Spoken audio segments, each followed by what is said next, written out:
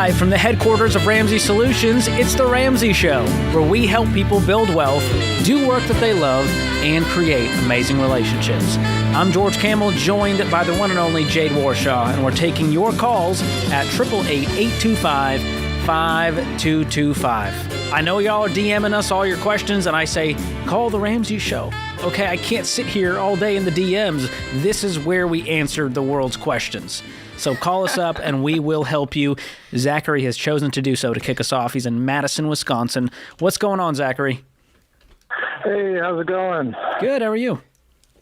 Good. I was just calling to get some input. I'm currently a travel nurse, and we don't have like a retirement plan for travel nurses, and my wife, she doesn't have a retirement plan, and we don't have any debt right now. We have about $200,000 in savings, and we don't have much of a retirement, and we were looking to buy a house, but we didn't know whether to just put all of our monies that we have in savings into our retirements or to try and buy a house. Right now we have a Roth IRA. I have about $50,000 in that, and then she has like maybe $20,000 in hers. Okay. How old are you two? 29, and she's 28. Great. Well, the good news is you guys got plenty of time to build wealth, and the fact that you have this amazing foundation, no debt, and $200,000 tells me that you're onto something here. So your luck is not lost, and those Roth IRAs are retirement plans. So you do have those options at the very least right now while you're doing this travel nursing. I imagine you're going to eventually be in a more stable situation with work. Yeah, hopefully this year. And so then you'd have retirement plans, right? Yeah, for me, not for her. She works for a South African company, so she doesn't get any benefits. But so you may have different options in the future. For now, maxing out those Roth IRAs is a great move. I'm guessing you have a six-figure income. What's the household income? About $160,000 between both of us now. The rates are going down for travel nurses, so. Yeah. Well, that's still going to be plenty of money that you could be investing. And the way we look at home ownership versus investing, you're kind of in this baby step 3B. So you want to be, you could be investing, you could just put all this into a house. I would recommend a mix of both. Have you Have you looked in your area? Do you kind of have your eye on what you might want, and do you know what it costs? Well, I'm looking for like $350,000. My wife keeps sending me ones for like $500,000. Well, I mean, trying to talk her out of the sky. At the end of the day, you know, the guidelines that we teach is you want to go in looking for a 15-year fixed rate conventional mortgage, and you don't want the payment to be any more than 25% of your take-home pay. So that's kind of what your aim is. And, you know, if you were looking to put $150,000 down on a $350,000 house, I'm sure you'd be just fine. Because I do want you to keep. You said you had $200,000 saved. I do want to make sure you're saving out 3 to 6 months of expenses, and that you're not thinking, "Hey, I'll just dump this whole $200,000 into a mortgage," because you know, houses come with upkeep. What was that? I said houses come with upkeep, and ACs go out, and the roof gets busted, and water leaks in the kitchen, and so you want to make sure you go in with 3 to 6 months of expenses into that, just as an emergency fund there. And do you recommend moving over any of our like save money? So the retirement it's not included in that $200,000, so it's all liquid in the $200,000. Do you recommend setting any of that aside to put into like a longer term retirement? I mean, you could max out your Roth IRAs. That's $7,000 for each of you. So that's $14,000 right there. You could, but you don't have to. I mean, you guys are 29. If you said to yourself, listen, I'm going to keep out $40,000 of this for 3 to 6 months of emergency, and from this point on, I'm investing 15%. You could do that. How long did it take you to save the $200,000? I'm curious, because kind of as a rule of thumb, we also say if it's going to take you more than 2 or 3 years to save up a down payment, you should probably start investing something. So how long did it take you to save this $200,000? About 4 years, just because of the travel nursing money income like that. And I'm kind of with George. I'm in George's camp. I would definitely set aside I think there's just a nice mix here. If you took 40 for your emergency fund, put 14K, max out the Roths, and the rest can become your down payment, that leaves you with 146 to put down. And then you can start crunching these numbers to go, hey, we can afford a $400,000 house right now, or we can wait another 6 months and bump up to 450 if we keep saving. And so you guys are in a position where you have those kinds of options. But I would at least start the search. And you can get connected with a Ramsey trusted real estate agent who sells a whole bunch of houses, and they know what they're doing in this weird, wild market, even in your area in Wisconsin. And they can help you get your homework going to see what you can actually afford, and even start getting some game plan of what you're going to do and what you're going to buy. Yeah. Okay. I appreciate it. Yeah. Do you have the $200,000 in high yield savings right now? I have $98,000 in high yield savings, and $35,000 in like a mutual fund, and then another $34,000 in Robinhood. Oh boy, get it out of Robinhood. Yeah. Yes. You're about to get hoodwinked by Robinhood, my man. Oh man. I know. That app makes it so easy. Those apps are made to take your money, not make it. So be careful. Yeah. I would move it all to high yield savings, including your emergency fund, and you could be making 4 to 5% guaranteed without making a stupid decision. Indeed. Because of an app notification. Which ain't bad, especially if you're not ready to pull the trigger on anything in the next several months. Like, listen, you may as well put it somewhere where you can get a little return on it. Every Just a little $100,000 bit. that sits there for a year, you made $5,000. So, pretty good couch money right there, my friend. Yeah. Okay. All right. I'll start looking into it. Thank you, guys. You got it. Ease my nerves on it. I appreciate it. You bet. Happy to snap you out of the paralysis analysis. That can happen. I mean, what a problem to have. $200,000 sitting there. We want to buy a house. We know we should be investing. Yeah. But hey, no debt to pay off. Listen, that's a good place to be in. It gives you different options. A much better situation to be in, as opposed to, I'm in debt. I'm $200,000 in debt. My house is too expensive. I don't have anything saved in retirement, which we hear that every other call. I got a DM, speaking of which, on Instagram. This guy was like, hey, here's our situation. We have these goals. We have no debt except the mortgage. And I said, what's the mortgage? He said, it's $1 million. Woohoo! And they made $160,000, which is a great income. But he said 60% of their take-home pay was going toward the mortgage. That's known as house poor. Exactly. And so that's what happens when people make these decisions before they should, because they got a little starry-eyed while Zillowing. Yes. And they went, well, woe is me. The housing market's crazy. Let's just buy our dream home now. Yeah. And the dream home becomes a nightmare. Don't do that. I can't breathe thinking about $1 million mortgage. With $160,000 income, for sure. 60% of your money out the door, that's called living to work. That's middle class fancy right there. That's living to work, not working to live. 100%. Looks good to the outside world, but you can't even breathe inside of that box. That's costing you way too much to live in. I wouldn't leave my house. I'm like, I pay too much of my mortgage to ever leave. Yeah. No, I'd be up and out of that. Move with patience, my friends. Out of debt with the emergency fund, then get a solid down payment. Do this so that it's a blessing, not a burden. This is The Ramsey Show.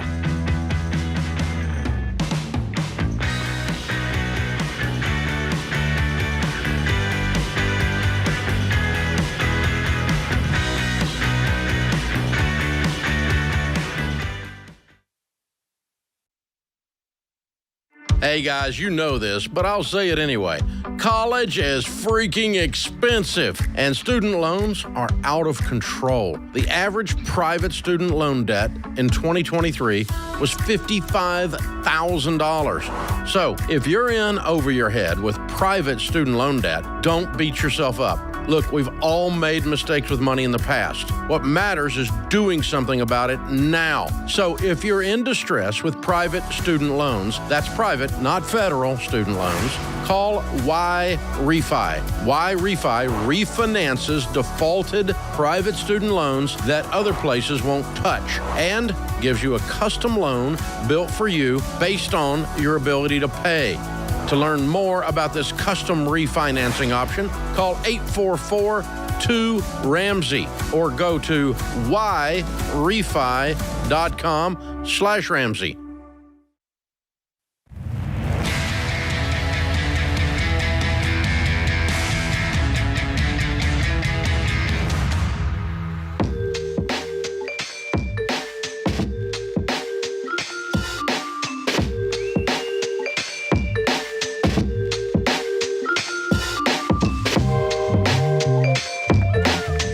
Welcome back to the Ramsey Show. I'm George Kamel, joined by Jade Warshaw this hour, and we're taking your calls at 888-825-5225. Chris is up next in Cincinnati. Chris, welcome to the Ramsey Show. Hey, thank you. Thank you for taking my call. Absolutely. How can Jade and I help? So my wife and I are expecting our first baby in July. Woo! Yeah, super excited. And we've been paying off debt very consistently, putting back a lot of money. We are looking to get rid of the motorcycle that I currently own, which I am upside down on. And in our order of debt, it would be second to the house. So I was wondering if I should, since we were trying to get rid of it, if I should skip the credit card and truck payment and move straight to that and chip away at it, or if I should just continue to follow the order. I would follow the order. I mean, the point of listing the debts from smallest to largest is not, it's more psychological than it is me getting my hands on more money in one moment, because you want to feel those wins. My question for you is, this motorcycle, what do you owe on it and what is it worth? So I blame myself for this, but it is worth $17,000 and I owe about $31,000. Ooh, Lordy. My goodness gracious. Yeah. Okay. What's the payment on it? Just curious. $694. Oh, my Lord. Okay. What's the truck worth? The truck is worth $30,000. And what do you owe on that? About $30,000. Let's get rid of that truck. This poses an interesting conundrum here. You got another car? We have a Jeep Wrangler that is paid off. We're getting rid of the truck. What's the truck payment? The truck payment is $575. Oh, golly. Woo. Golly gee willikers. Like, this is crazy. And what's left is the credit cards? Is that it? Yeah, one. We just paid off one credit card, and we only have one left, which has about $4,300 on it. Okay. So that's your That's going to knock smallest out debt. instantly. Yeah. Do you have any savings? We have about $10,000 saved. Good. Here's George. So let's see if we're on the same page. You've got a Jeep. Or do both you and your wife work outside the home? Yes. Okay. I think this is possible because especially when you don't have kids yet and your wife's probably going to be going on maternity leave if not already soon here. I would sell this truck for $30,000 and you've got $10,000. I would throw that towards, if you wanted to just pick up a cash car, if you needed it, you could. But you don't necessarily have to, because I have a sneaking suspicion Mama's going to have a baby. She's going to be at home for a little while. They can probably make the one car thing work for a while. He could knock out this $4,300 credit card and have some money to put towards the upside downness of this motorcycle for when he does sell it. Yeah, with the baby on the way, I'm really trying to think what I would do in your shoes. Oh, you do have the baby on the way. If you sell the truck, I like what Jade's saying, is we're going to use the $10,000 and maybe take 6 of that and get a used car for now. Okay. It's for you to get around in. You leave her with the Jeep until baby's here, and then stack up cash until baby and mom are home safe. Once that happens, you may have enough to get rid of this upside-down motorcycle. Okay. Once baby and mom are home safe and you've got a bunch of money stacked in savings. Right. So that's probably what I would do in that order. And if you could find an even cheaper car, I'd love you to knock out the credit cards and then just stack up money until mom and baby are home. Listen, George is being nice because I would tell you to go with one car. I would never tell you to do something I never did. And when I was pregnant, we had one car because we sold the other one. So I'm just saying it's an option to you. It just depends on how quickly you want to go. And commutes and, can she drop you at work and, do that whole rigmarole, carpool, whatever you got to do to get by for a little while. Mm-hmm. Right. So you've got some options. You've got options. But keeping the toys with wheels, that's not one of them. No, What's your household income? Right. I think in 23 it was just over $100,000. Love it. Altogether between the both of us. And is she going to continue working outside the home after baby's here? not like right away, obviously, but I think that her plan is to eventually return. She's a nurse in a nursing home.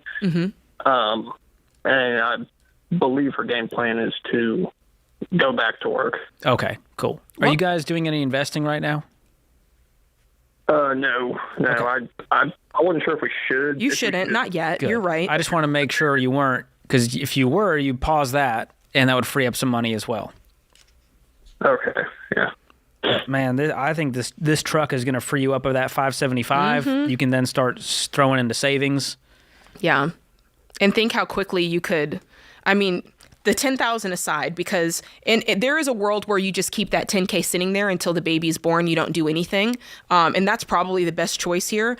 But even with that $575 cleared up, think how quickly, once baby is born and once everything's, back up and running, think how quickly you could pay off this credit card, close the gap on that motorcycle. There's just, it's so much money, that even just, if they did this today, 6 months without that payment is $3,500. Exactly. And so that's at least as much as you could save just by getting rid of the payment. That's right. Making no other sacrifices. Right. Okay.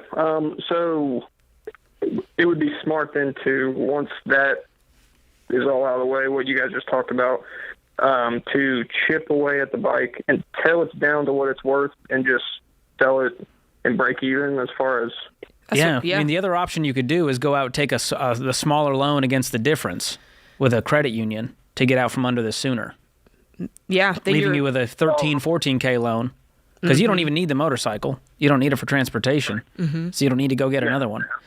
So at least you'll be $14,000 in debt instead of $31,000 in debt. Right. That's going to make your snowball a lot bigger, payment-wise, too. So I would go down to your local credit union and see if they would give you the amount for the upside down portion. But just to clarify, the key to press go on all of this, when you put the keys in the ignition, is when the baby comes home safe. That's when we're turning the keys to start doing real things, right? Right, yeah. Okay. Yep. Sweet. I love it. Great. Yeah, congrats. Great. I want to give you guys a little baby moon gift, if you will. I'm going to gift you guys Financial Peace University and EveryDollar to give you guys a little bit of hope, a little pep in your step as you make this grueling journey of not only getting rid of this debt, but also third trimester. Ooh. That's a real one. That's a real one. Ooh, man. So tempers, real talk. Tempers flare, George. There's a lot of emotion that final Most of them were geared toward me. Any man. Yeah.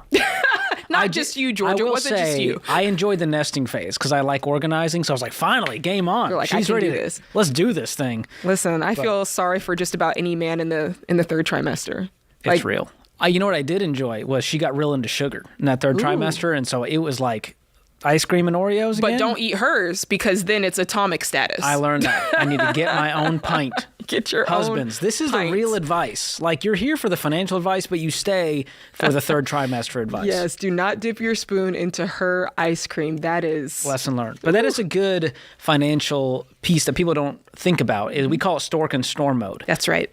Only time to pause the baby steps, pause the debt snowball, is if you're in a major storm. I'm not talking about a flat tire. I'm talking about a major medical event, a job loss, where we got to go, hey, we got to pause and save up. And babies fall into that category because when things go right, it's wonderful. But it's when the medical bills start to stack up and you were in the hospital for more weeks than you thought. And you didn't think about insurance not paying out 100%. That's right. And what your deductible and out-of-pocket max is. And so all of that adds up. Yeah, because in his case, $10,000 saved sounds like a lot of money. But if your deductible is $5,000, you're going to hit it when you have a baby. So it's worth talking about, making sure you've at the very least, got that deductible in cash ready to go, because you're going to be handing out some cash when you have a baby. Whew. Before you hit that max and you go, thank God. Yes. It's on the insurance company now. That's important. More of your calls coming up. 888-825-5225. This is The Ramsey Show.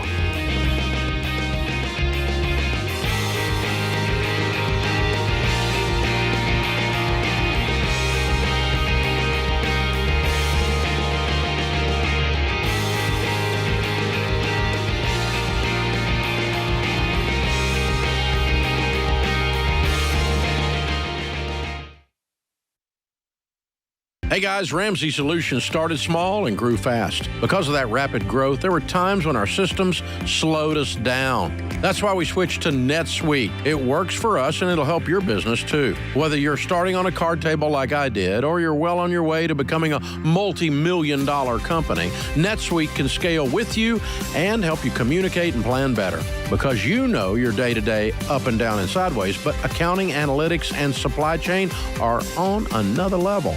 So maybe you're just not tech savvy.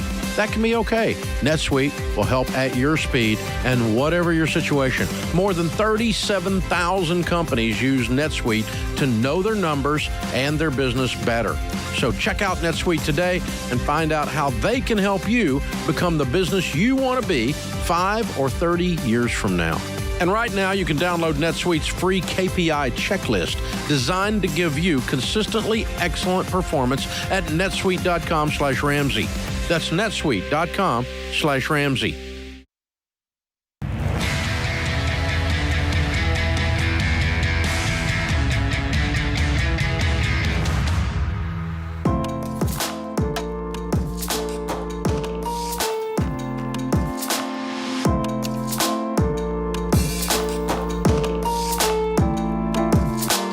Welcome back to The Ramsey Show. I'm George Kamel, joined by Jade Warshaw. Our question of the day is brought to you by Neighborly, your hub for home services. Go to neighborly.com/Ramsey and download their winter maintenance checklist. It's free and it's full of tips to get your home through the colder months with no issues. Again, you can check it out at neighborly.com/Ramsey. All right, today's question comes from Lucas in Kentucky. He says, I'm 18 years old and earn $42,000 a year. I got into an accident this week and totaled my Camaro. I'm expecting the insurance settlement will be about $10,000 and I still owe $6,300. The problem is I want a new car, don't we all? I'm into muscle cars, aren't we all? And found a 2023 Mustang for about $46,000. I bet you did. Yeah, I know it's a lot, but I can get a loan at 7% interest in 84 months with payments of $650 a month. My parents said it's too much. Thank you, parents, for what I'm making and for being so young. I'd like a second opinion from you. Listen, we'll give you a second opinion, a third, fourth, and fifth, because I'm sure the booth guys probably agree with us. Jade might give you more than an opinion. It might be a whooping by the end of this one. This is not a good situation. There's nothing I would love more than to put a whooping on Lucas, but he's 18 and... he needs a little... Did they stop teaching basic math in school? Did we just, skip to the Pythagorean theorem and calculus? Because in many cases, yes. Making $42,000, and you're going to buy a depreciating asset that's worth $46,000. He doesn't see it that way, though. He sees it as, I'm making $42K, I live at home, I have no bills, the world is my oyster, and I can easily make a $650 payment. That's what he sees, and so I get it, but... I love that he's an opinion, and he's like, the problem is, I want a new car. We all want a new car. And even we all love muscle cars. Like, nobody looks at a Camaro and goes, I hate that. I prefer my cars flabby without muscle. That's right. If you win the Price is Right and you're offered a 2023 Camaro, everybody's going to be happy with that. So here's the confusing part, though. He says, I know it's a lot, but... I can get a loan at 7% interest for 84 months, and the payments will be $650. As though this is some kind of opportunity for stupid. I actually did the math for him, Jade. What is it? He'd be paying, get this, over $12,000 in interest alone. He didn't think about that. So this $46,000 car, you're really buying a $58,000 car. Oh, my word. Making $42,000. And by the way, once you pay it off, it ain't worth close to $58,000. It's probably worth $25,000. That's a good fact. Because new cars, on average, lose 60% of their value in the first 5 years. That's right. Goodness. And he's going to sign on to an 84-month... You know what's funny? These car dealerships are so smart, Jade. They talk about loans like they're babies. It's like, how old's your baby? She's 84 months old. Mm-hmm. Just say it's a 7-year car loan, because that makes you think twice. Yeah. In terms of months, for 84 months. Yeah, a month is only 30 days, Jade. This will fly by. I think he thought he's parlaying this settlement into a great opportunity. He's like, listen, I'm getting $10,000. He owes I only owe $6,300. It sounds like after he applies the... the way I read it was he's getting $10,000, he owes $63,000, so he'll come away with, $400 or what, $4,000 or whatever. Yeah, that he can use as a down payment on this car is what I'm thinking. I don't think it's that he'll owe $6,300 after the fact. But even still, Oh my no goodness. matter how you slice this, It's stupid. it's stupid. And I get so many people think, oh, I got in an accident, I'll just replace it with a brand new car. And, for what I've been through, I should be able to get what I want, and that's not it. If you've got $3,700 or $4,000, just buy a car in cash and slowly trade up. Think of this as an opportunity to not go into debt again, because I'm guessing the Camaro that you had before, clearly you had payments on it because, there you have he it. owes money. So let's look at this, Lucas, as an opportunity to kind of break that debt cycle and see what life is like without a car payment. Think about all the things you could do. My guess, like I said before, is you're living at home. Think how quickly you could save for the car that you want, making $42,000 a year At 18, that's instead amazing. of trying to level jump. I wish I was making 42 at 18. Yeah, This kid's very smart in a lot of ways. he is very smart in a lot of ways, but you have to be ultimately smart that you don't kind of go, get too big for your britches and think, listen, I'm doing good for myself. I can just jump into debt, because debt it's interesting. When I was that age, I remember thinking people who had let me be real. I thought people who leased cars were like ballin'. Wanna be a baller. That's what I thought. I'm like, if you're leasing a car, if you've got a credit card and you've got like a $15,000 limit, I thought that that's what you were supposed to aspire to. And I learned the hard way that all that is a facade, and what's behind it is stress, anxiety, payments, And I the inability guarantee- to get ahead. I guarantee their Instagram bio says entrepreneur. And I'm like, okay, you're unemployed and you live with your parents, bro. Like, let's not pretend Right. like that you owning a vending machine is you being an entrepreneur. Okay? I mean, Goodness gracious. Y'all George, wear you me sound out. like you're talking about somebody specific. I swear, some days I wonder, like, am I a boomer that accidentally was put into a millennial body? A little bit, but that's okay. I'm Kids right there these with you. days. Anyways, Get Lucas, off my lawn. don't do this, please. Don't do this. You make $42K a year, save up and pay cash, get you a little hoopty until you can upgrade in cash. Yeah. That's what I did. Uphill both ways. That's Good what I job, did. George. Good job. It wasn't long ago I was driving a $6,000 old Civic, bumper half hanging off, and I was proud of that thing. That's good. You pay cash I for had it. goals. I love it. So there you go. There's your question answered, Lucas, if that really is your name. All right, moving on to the phone lines. Bethany is in Salt Lake City. Bethany, how are you doing today? Good. How are you? Doing great. How can we help? So we just very recently found out that I'm pregnant, and yeah, thank you.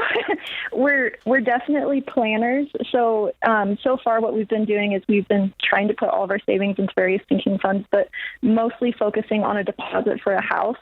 But now that I'm pregnant, I'm wondering should we totally pause on the house and only focus on building like a baby sinking funds and the health, like our health bills funds, or should I equally doing all of them? I'm just not quite sure what to do. The baby is definitely priority in my book. Uh-huh. And that may delay the dream of home ownership. It may not. We just have to wait and see. But are you guys debt-free with an emergency fund right now? Where are you at financially? Yeah, so we're debt free. We're a single income household. My husband works.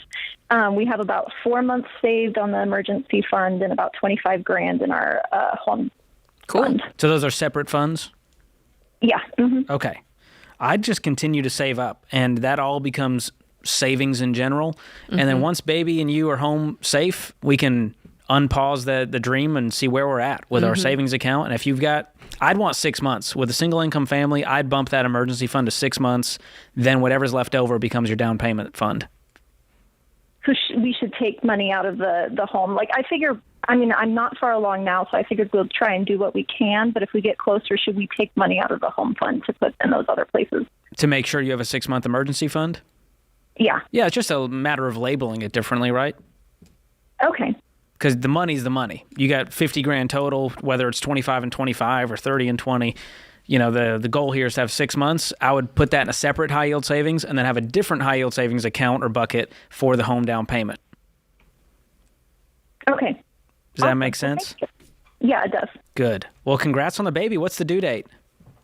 It's going to be end of September. Nice. Fun. Love it. Exciting times. We're very excited. Yeah, hope that helps, and hope you guys become homeowners one day as well. That's 2 really fun pieces of adulting. For sure. Having the kid, getting the house. But here's the thing, Jade. A lot of people go, we have the baby now. We need the room. We need it. I'm like, because have you babies seen take up so much space. It's a tiny little bassinet in the corner. They're fine. My firstborn son, who will remain nameless on here, we had his whole bedroom done, his crib and everything. He never even was in that room. Nobody told me that baby lives next to your bed for the first few months. Yeah, at least 6 months. This joker didn't even go in his bed until 6 or 7 months. So this idea that your 2-bedroom isn't enough because you had a baby and now we need to upgrade to the 5-bedroom house is crazy. Yeah. It's crazy. It is crazy. So, but it's exciting, and I think you just feel like, oh, I want to get the baby. New stage. Yeah. Yeah. That was a big phase for us. We got the board and batten in the room, got it painted a little blush pink. Mm-hmm. It's very exciting for me. She's never even been up in there, has she? She doesn't even know colors yet. Let's be real. Might as well be agreeable gray to her. There you go. There's your Sherwin-Williams reference for the day. More of The Ramsey Show coming right up. Don't go anywhere.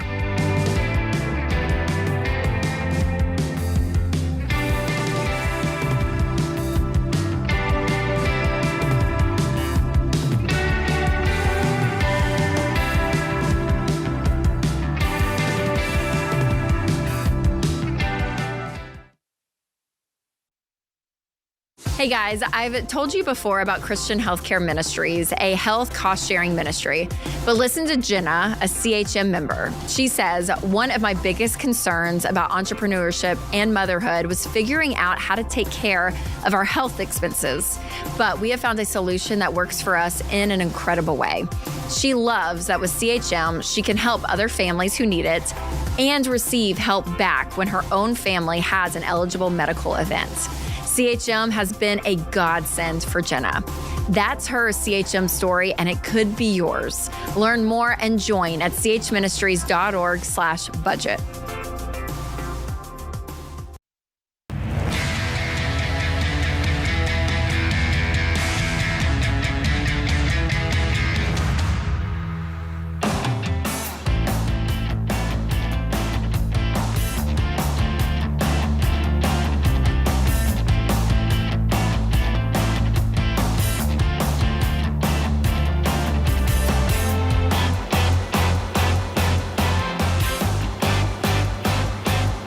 Welcome back to The Ramsey Show. I'm George Kamel, joined by Jade Warshaw.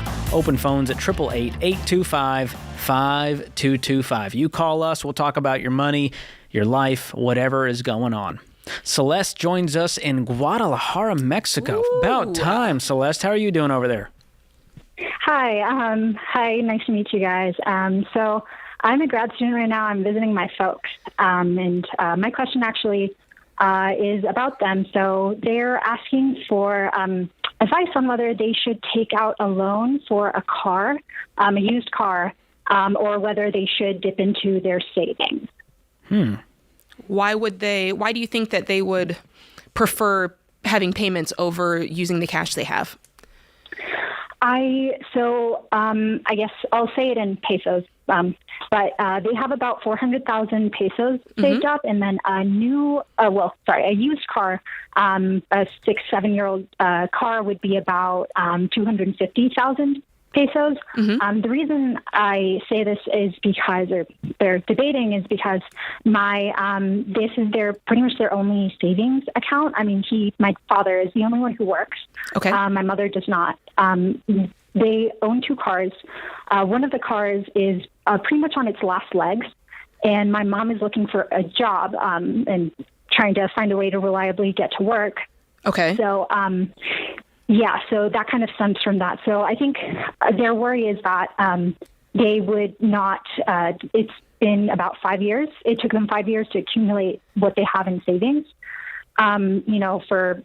To have an emergency fund, they would have to dip into. Why did it take 5 years? Do they have any other debt?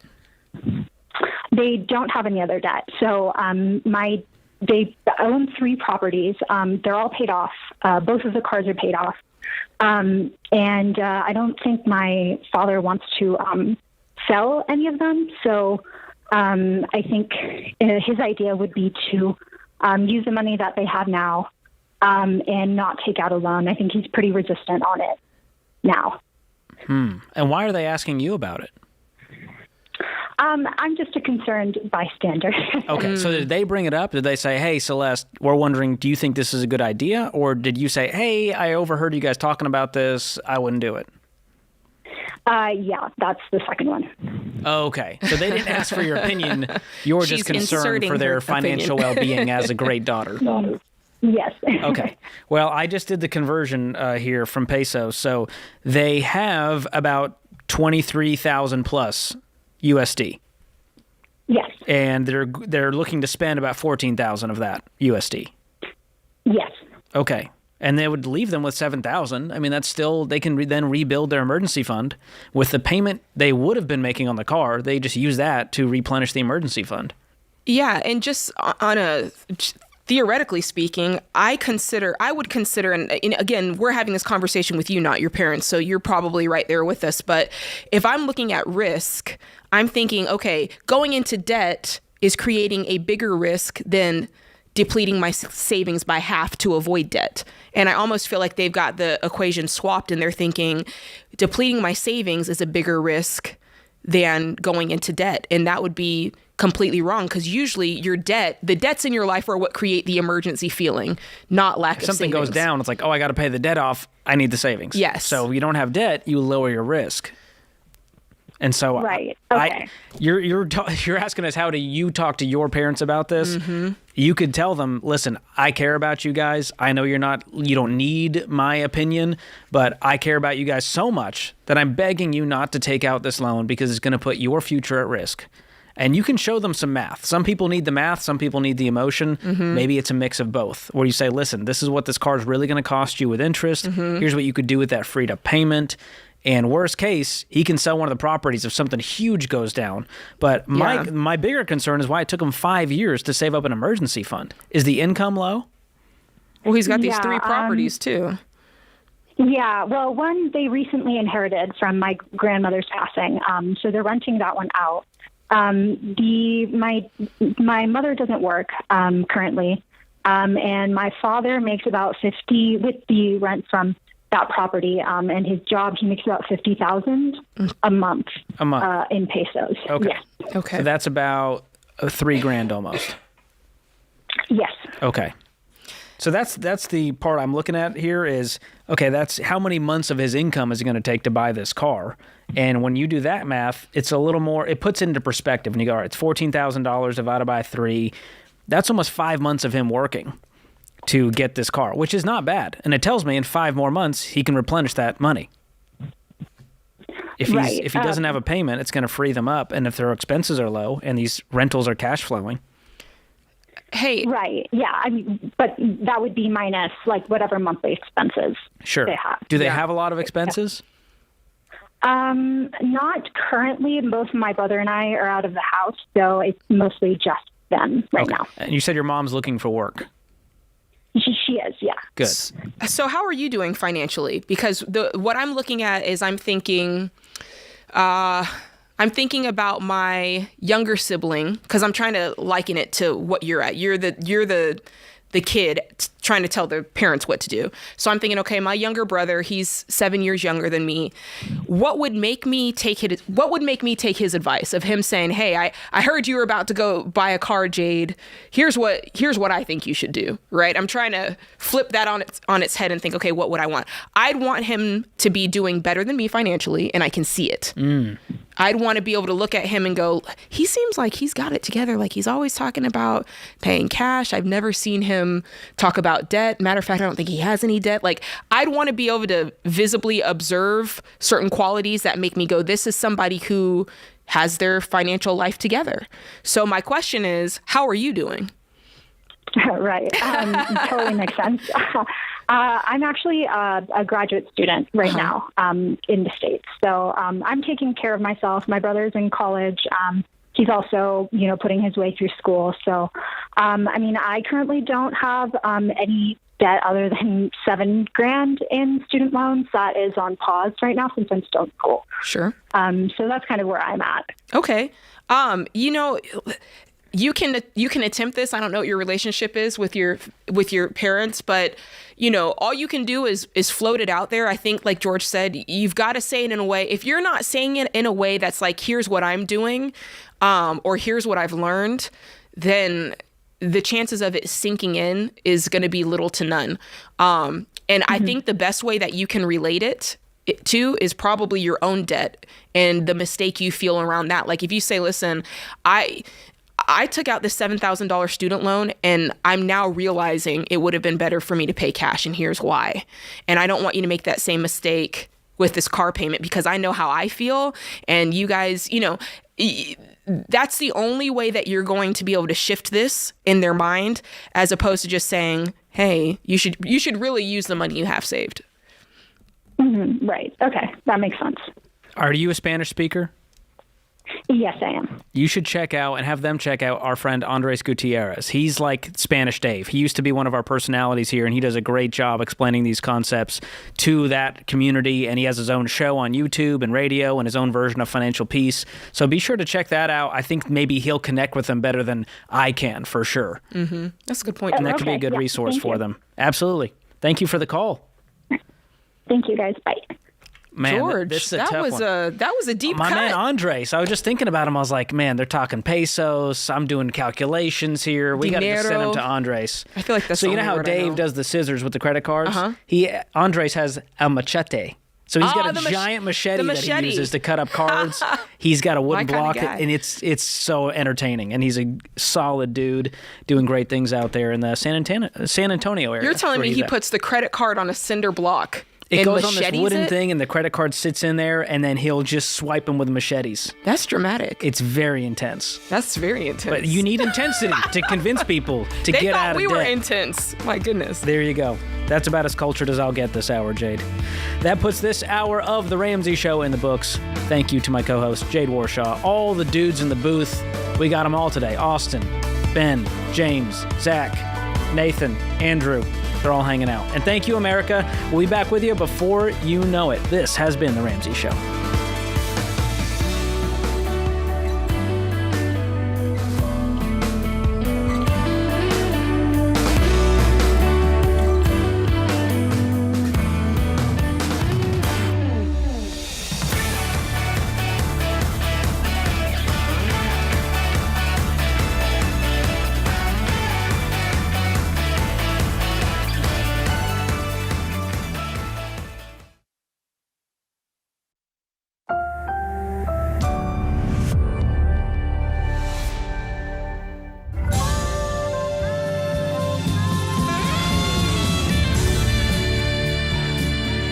Live from the headquarters of Ramsey Solutions, it's The Ramsey Show, where we help people build wealth, do work that they love, and create amazing relationships.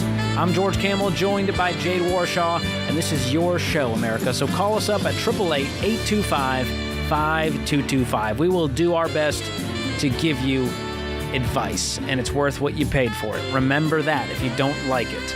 And don't call in if you already know what we're going to say and you don't want to take it. Don't waste the airtime. But if you need that confirmation to push you over the fence, because you know what you need to do, we're happy to give you a little pep Some in your people step. need to be a little firm. They need to be handled firmly. There we go. Yes. And that's what Jade's here for. She's the muscle. I'm just the eye candy that gets us through it all. Michael is up first in Wilmington, North Carolina. Michael, welcome to the show. Hey, thanks, y'all. Thanks What's for going having me. I've been listening to y'all for a few years now and just looking for some advice. Cool. My wife and I bought a house together in 2022, and she recently decided that she wanted to divorce and that she's going to be moving out next week. I'm sorry. I appreciate it. Me too. And so I know a bunch of my friends and family have said that, the only way to be able to take the loan over would be to refinance. And I found out through our mortgage company that they do have assumption of the loan process. And I was just curious which way might be best for me to go. That way I could get the mortgage and everything solely in my name. Yeah, well, that's great that your lender has those options. A lot of them, the only way to do it is refinance. But again, it's always worth asking your lender to see if they can do a loan modification or the loan assumption. And it sounds like, have you looked into the terms of that? It sounds like it'll be the cheaper route for you to do a loan assumption if you can afford it and take on that risk on your own. Sure. They literally just sent over the email today. I'm at work, so I kind of went through it a little bit, and just even the numbers from that, like you said, it can be kind of pricey. And so I wasn't quite sure what the refinance is. We haven't touched any of the equity in it or anything, so that's part of the reason why I was hoping that, before I found out about their assumption details, might have been able to refinance and maybe use that equity for the stuff to refinance it. But when what is she owed in this deal? What? Have you guys gone through the process? Well, that's what I wanted to ask. Are there lawyers? Is she going to get a piece of this home and the equity? Mm-hmm. I don't know. I'm not. It's not like I'm trying to. It's not like I'm trying to do all this like behind her back or shady. I'm just trying and I guess figure out the best option for me, because I want to stay in the house. My father is just been put on hospice and he lives with me. Well, so I'm trying to keep the house.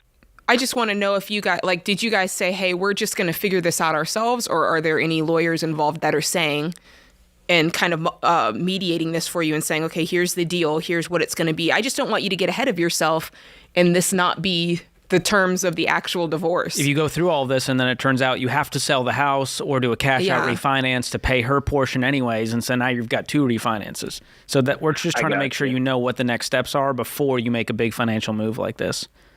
Sure. No, we have not gone through anything just yet as far as lawyers or any type of agreement. I've been trying to work with her as far as some type of agreement. But how long were you married? The end of February will be 2 years. Okay. So depending on the judge is who's going to decide what's fair and equitable here. And so there may be a situation where he goes, listen, you guys weren't married enough to split this half and half. Here's what she gets. Here's what you get. You get to keep the house. Mm-hmm. Who knows how it's going to shake down. But I would absolutely work with an attorney, even if it's one in just mediation between you two, mm-hmm. to get all this down on paper before we make a decision on what's next. Mm-hmm. Yeah, I definitely don't pull the trigger on any of this yet. Okay. Yeah, no, I appreciate it. I just wasn't sure if regardless of however certain ways went about, if there was a better way to handle it, if I was able to assume, or if refinancing was the better option. How much equity do you have in the house? I'm not sure, honestly. Normally I was the one just out working and putting the money in the accounts, and I let her handle paying it. Have you guys separated bank accounts yet? Not. Well, we have one joint account, and we had one for the house, and then we each had our own individual. Okay. I would separate finances to keep things clean right now. Okay. And it sounds like you're going to be paying the mortgage on your own. Yes, well, I have been. And how much is the mortgage compared to your take-home pay? The mortgage is $1,750 a month, and I bring home give or take $4 a month. Oof. Wow, that's tight like a tiger. So it's almost half your income going towards this. And here's the thing: if let's say she gets a portion of the equity and you have to do a cash out refinance. Yeah. Well, that's going to make your mortgage payment go up. And so I don't know that you're going to be able to stay in this house based on how much equity you have and what this new mortgage will be. I mean, you already kind of can't, even if that weren't a factor. Yeah. Sure. Well, I like I said, I've been the one who's been paying for the house ever since we moved in. I work a full time, and I try and pick up some side jobs here and there too. But that was with her income too, right? Was she contributing financially? No, not to the house. So you guys were just really scraping by then with this. Well, what I tried to do was I tried to be the one that went out and worked to cover the bills, so that way she could stay home and focus on the baby and focus on school and not have to work. So you guys have one kid together? Yep. Yeah, we just had a son 7 months ago. Oh, I'm sorry. So when you go out and work, you said, you kind of close that gap. When you go out and do other jobs, what type of jobs are you doing, and what are you bringing home in addition to your $4,000 a month? Well, it's not consistent, but I go out and I do mechanical services on the side. So I could bring in anywhere from, I don't know, an extra $1,000 to extra $3,000 a month. Here's where I'm at. Listening to what you're saying and kind of what it's been and what you're bringing in and the consistency or inconsistency of it all. With what George is saying, as it is, I think that your mortgage was already too high, assuming she wasn't contributing much financially there. And then, like George said, if you do this cash out refi, it is going to cause your monthly payment to go up. I don't think that you can handle that. You're going to sit and you're going to talk with a lawyer and you guys are going to figure this out. But if it were me, I'd probably try to walk away from this a clean break and get into something that you can afford monthly. That's 25% of your take home and is not contingent. One thing you don't want to do, and this is not just for you, but anybody, you don't want to have to side hustle to pay your mortgage. If you're side hustling to make sure that you can afford your mortgage payment, something's wrong and you're out of balance. It's not sustainable. Yeah, side hustling is to do extra things like pay off debt and save for things, not to make sure you can clear your mortgage. Hang on the line. We're going to send you a link to our divorce checklist from our friend Dr. John Deloney on the Ramsey blog. This is The Ramsey Show.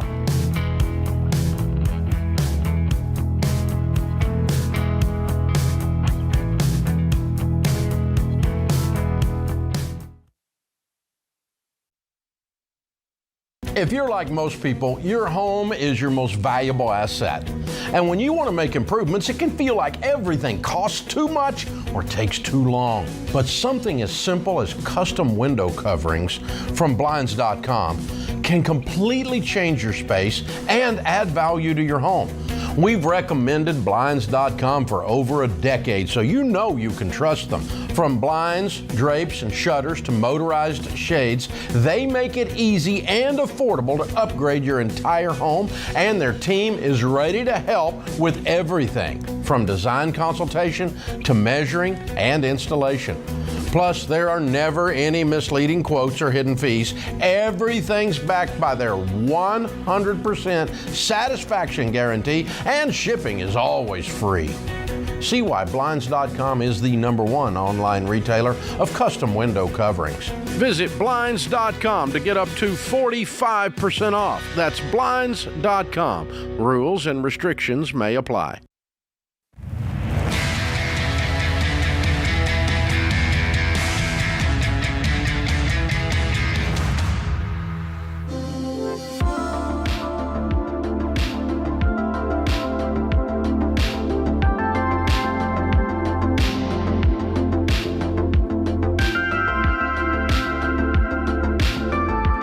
This is The Ramsey Show. I'm George Kamel, joined by Jade Warshaw. Friendly reminder, because we just went out during the break to the lobby and met some wonderful people from all over the country. You can come visit us and watch the show live. If that's your form of entertainment, is to watch people through glass sit at a desk and do a show that you could listen to on podcast, we'd love to have you. And people travel from all over just to hang out with us. We got 2 birthdays in the crowd today, Jade. This is how they wanted to celebrate. And George gives out hugs to every single person. Well, I joke that if you hug me, I'll break. Like I'm that weak and sensitive. So be careful. I go down easy.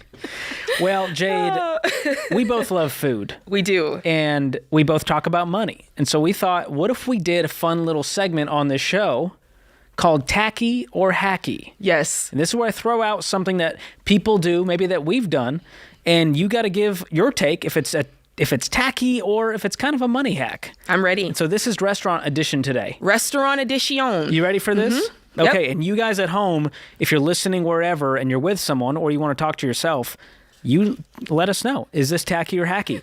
Taking extra stuff from restaurants for your house. Napkins, condiments, plastic utensils. What do you think? I'm going to mostly go with tacky. I think there's a line here. All right.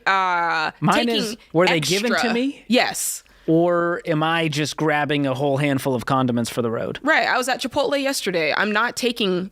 I only needed 1 fork. I'm not taking 5. Because they have the nice plastic forks. I will say Chipotle's utensil game on point. It's sturdy, right? And I didn't take...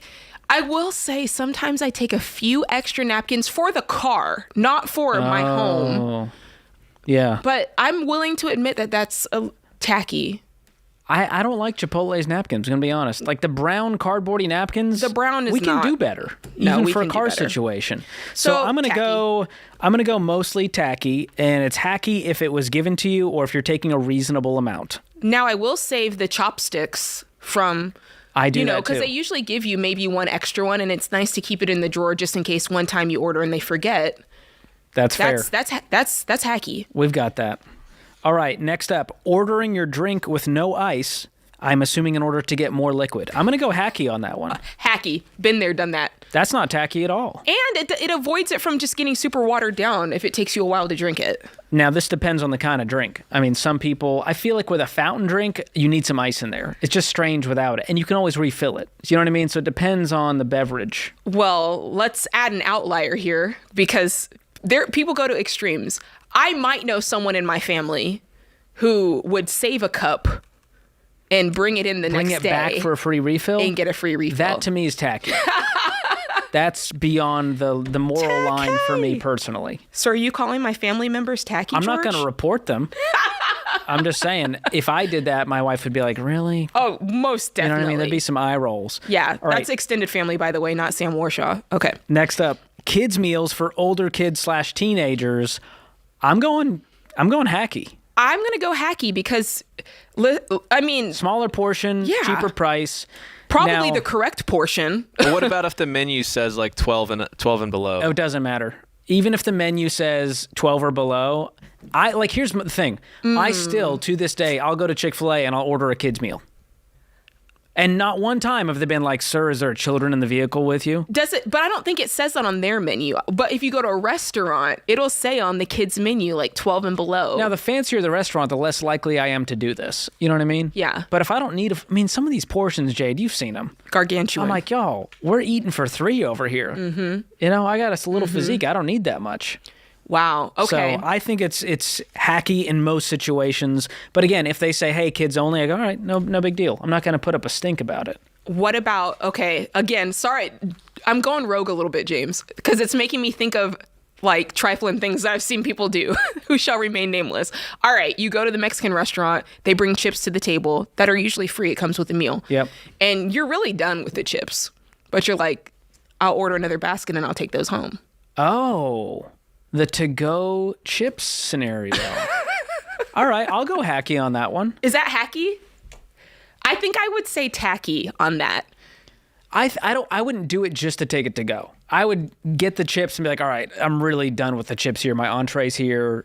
And these chips are going to go to waste. You know they're going to throw them out. Yeah. One would hope. So you're saying it's the motivation behind it. If you didn't know there was going to be leftovers, you take them, I but just you had a don't order it revelation. knowing you're not going to eat They them. don't recycle the chips off the table, do they? Yes, they do. Yes. I got trust issues now. I used to work on a cruise ship. Let me throw this out here. I used to work on a cruise ship. You know, you go out at any restaurant, they give you a basket of bread. Yeah. If you can, and you know, you rifle through it to pick the piece of bread you want.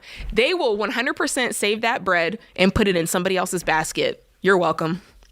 Now, It's gross, I know. is that just cruise ship? I'm going to go with that's in everyday life, George. I feel like the restaurants that I frequent, they wouldn't do that. They're too classy. And there's OSHA violations. There's too many issues that could go wrong. Sam and I went to a restaurant a couple of weeks ago, and it was fairly nice. And when they brought out the bread basket, I could tell it had a lot of crumbs in it. There was a piece that looked like it had been broken off of the lavash. I was like, I'm not getting a good vibe about this bread basket. Well, to be fair, I told you guys don't go to Applebee's after 10 p.m. And you did it anyways. You did it well anyways. played, George Kamel. Okay, let's keep going on this. Well played. All right, next up, splitting meals, hacky or tacky. Okay, I do this, so I think it's hacky. It's I don't hacky. think it's tacky. Here's where it gets hacky and tacky. Don't tell them you're going to split it because some restaurants They'll charge you for a split plate. So don't tell them. Just eat it off each other's plate. Yeah. Well, I like to get an entree. My wife will get an entree, and then we'll kind of eat half and switch Yes. or something. Hacky. And some restaurants, I mean, like we'll get fajitas at one of these local Mexican places. It's tons of food in a fajita for one. Yeah. And my wife and I split that, and we have a great time. So I don't think there's anything wrong with that. I'm not doing anything immoral. Okay, but what about this? Alcoholic beverage, if you will, splitting one of those. I mean, that's strange. Cocktails are expensive at a restaurant. Yep. I wouldn't split I'm trying to think of, I wouldn't split a soda. Maybe a glass. Well, the one thing sodas have free refills though, so you could split one. Yeah, but then the server, that's tacky. That's tacky. Splitting a soda so you get free refills and then you each can have your fill of... Because you're trying to avoid paying another $3 for your soda. Mm-hmm. But I think a cocktail is fine because those are wildly expensive. There's no free refills on cocktails. And some people might not want to handle a full drink. Okay. So that one's fair if it's alcoholic. If it's not, I think it's a little tacky. A little tacky. All right. Next up, ordering an appetizer or dessert only. Hacky! Yeah, I don't know why. What's wrong with that? That's just saving money. Now, here's the thing. The real hack is skip the apps and dessert and get the entree. That's what I do. Well, here's where the motivation part of it comes in. Like, what was your motivation going in? So when you're getting out of debt, right, and you're like, I'm not going to spend a lot of money, and your friends are going out, but you're like, I'm not going to go out and spend money. I'll just go for the company. There's always a friend that feels bad and is like, I got yours. I'll get yours. So if you say yes and you're like, I'm just get the soup, or I'll just get the side salad, or I'll get a water, and then you're dipping your little grubby hands into those fries that we got. Oh, hey, there's another tacky move. I think if you're just honestly like, I'm going out, this is all I want, definitely hacky. But if you have a motivation, you know what's tacky though, and I've been in this situation, is people go, well, we'll just split it all evenly. It'll be easier. And then I'm like, whoa, I didn't get the appetizer or the 3 cocktails. I got water and one entree. I'm like, hold up. We're not splitting this evenly. I know, that's right. It's tacky to be the person who says, let's just split it evenly when you got the most. That's because it's always the Michael Jordans and the LeBrons that say that. And I'm over here, the 6th man. I may not make what they make. I'm Muggsy Bogues out here. Okay. You know what I mean? The 6th man does not make what the starting point guard makes. And so when you're out to dinner with your friends, you got to think about that before you say, hey, let's just all split it. And you go and order the filet mignon, George, like you did. I'm just kidding. That's fair. Okay, last one. Getting soda at the soda fountain when you didn't order a soda. So you get the cup for water. That's legit stealing. That's tacky. That's tacky. But you know what I have done is right next to the water, there's a soda button. There's no syrup. It's just soda water. All right. I'll do that with a cup of water. That. It's still water. Listen. No syrup. I didn't cost the company any money with their paying for syrup. For the OGs, you already know. You order water and lemons and go ahead and put your own sugar in there. I make my own little LaCroix. Like Chipotle, get the soda water. I squeeze a lime in there. You got a lime LaCroix for free. Okay. There's your Chipotle hack.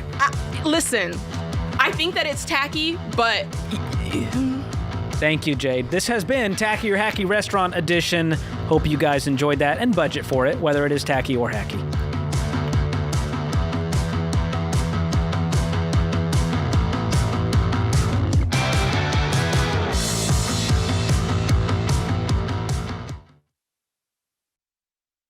Hey folks, you know that sinking feeling when you make an offer on a house you love and then you hear there's another offer? You need the Churchill Mortgage Home Buyer Edge. Super fast pre-approval and a secured interest rate.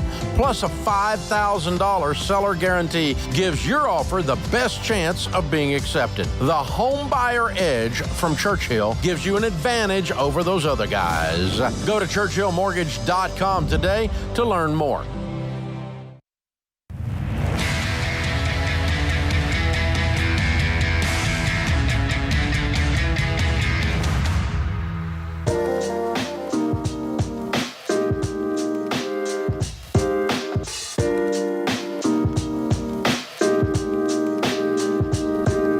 You're listening to The Ramsey Show. I'm George Kamel, joined by Jade Warshaw. The phone number to call is 888-825-5225.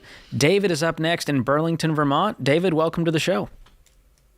Hey, guys. Thank you so much for having me. Sure. How can we help today?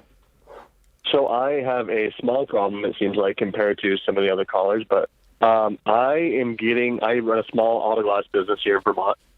It is new. It's about 7 months old. And I'm I got a little bit of money back in taxes, or I'm getting money back, about $2,000 worth. The problem is I do have some credit card debt. I have about $2,800 in credit card debt. And so I'm assuming what you're going to tell me is to just pay the credit card debt. But I do have an opportunity to invest the money into the business for the calibration systems that I need to do or need to use in the industry. So I just don't know if I should just pay off the debt immediately or if I should invest it into the business. Well, you're right. You may not like our answer, but do you have $800 in savings as well, in the cash in the bank? I don't. Okay. No, I've pretty much thrown every bit of money I have into the business. Yeah. At this point. Well, to me, that's the more glaring problem, is that you are on thin ice already, my friend, as far as this business and your cash flow and your personal financial world. And so before you put another dime into this business, we've got to become debt-free and then cash flow once we're debt-free, once we have an emergency fund to then grow this business. How long can you get by without the calibration systems? Well, that's the thing. So right now I'm subbing the calibrations out to other shops. So I'm not essentially losing money, but it's money I could be making. Right now I'm getting by. The issue isn't getting by. It's just, making more profit, seeing the potential to make more profit. Are you working full-time at this business? I am, yes. Okay. Are you able to take on a side hustle while it gets off the ground to bring in some more income right now? Or what is this bringing in for you net? That's the thing. To be completely honest, I haven't even tracked it. I know I'm making enough to pay the bills, and that's it. Okay. Or is this just you?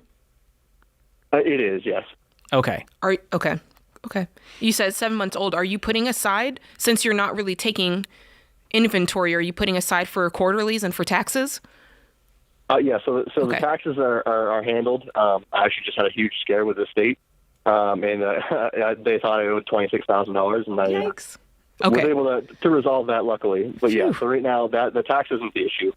Okay, good. I'm with George. I would start getting a handle on what you are making, because you got to understand if your business is doing well and what it's doing, because then you might look at the numbers and go, I should be able to pay for this out of the business and not my tax return, But I do think that you should pay off this credit card debt first.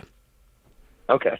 Even though the credit card debt is more personal versus the business. Everything's personal, man. Guess who signed those business documents? David. Gotcha. Okay. So yeah, there's really no such thing as business. It's all in your name, and therefore you owe it all. And so I want you to have as little risk as possible, run this business debt-free. I love that you're wanting to cash flow these systems, but you'll get there once we have more financial footing and foundation underneath us. Mm-hmm. Good. So, gotcha. Okay. Thank you so much. Yeah. I would pause on this, even though you could be making money. Any opportunity to do something that puts you at risk is not an opportunity. Mm-hmm. And whether that's going into debt or investing in the business when you have debt, it's all the same. And you've got to get that emergency fund in place ASAP. But I'm glad you get a refund instead of owing $26,000. That is quite the scare. Mm-hmm. And I know it's tax season. A lot of people out there, Jade, are now filing and getting their documents together. Mm-hmm. I want to let them know we have a great free resource at RamseySolutions.com/tax.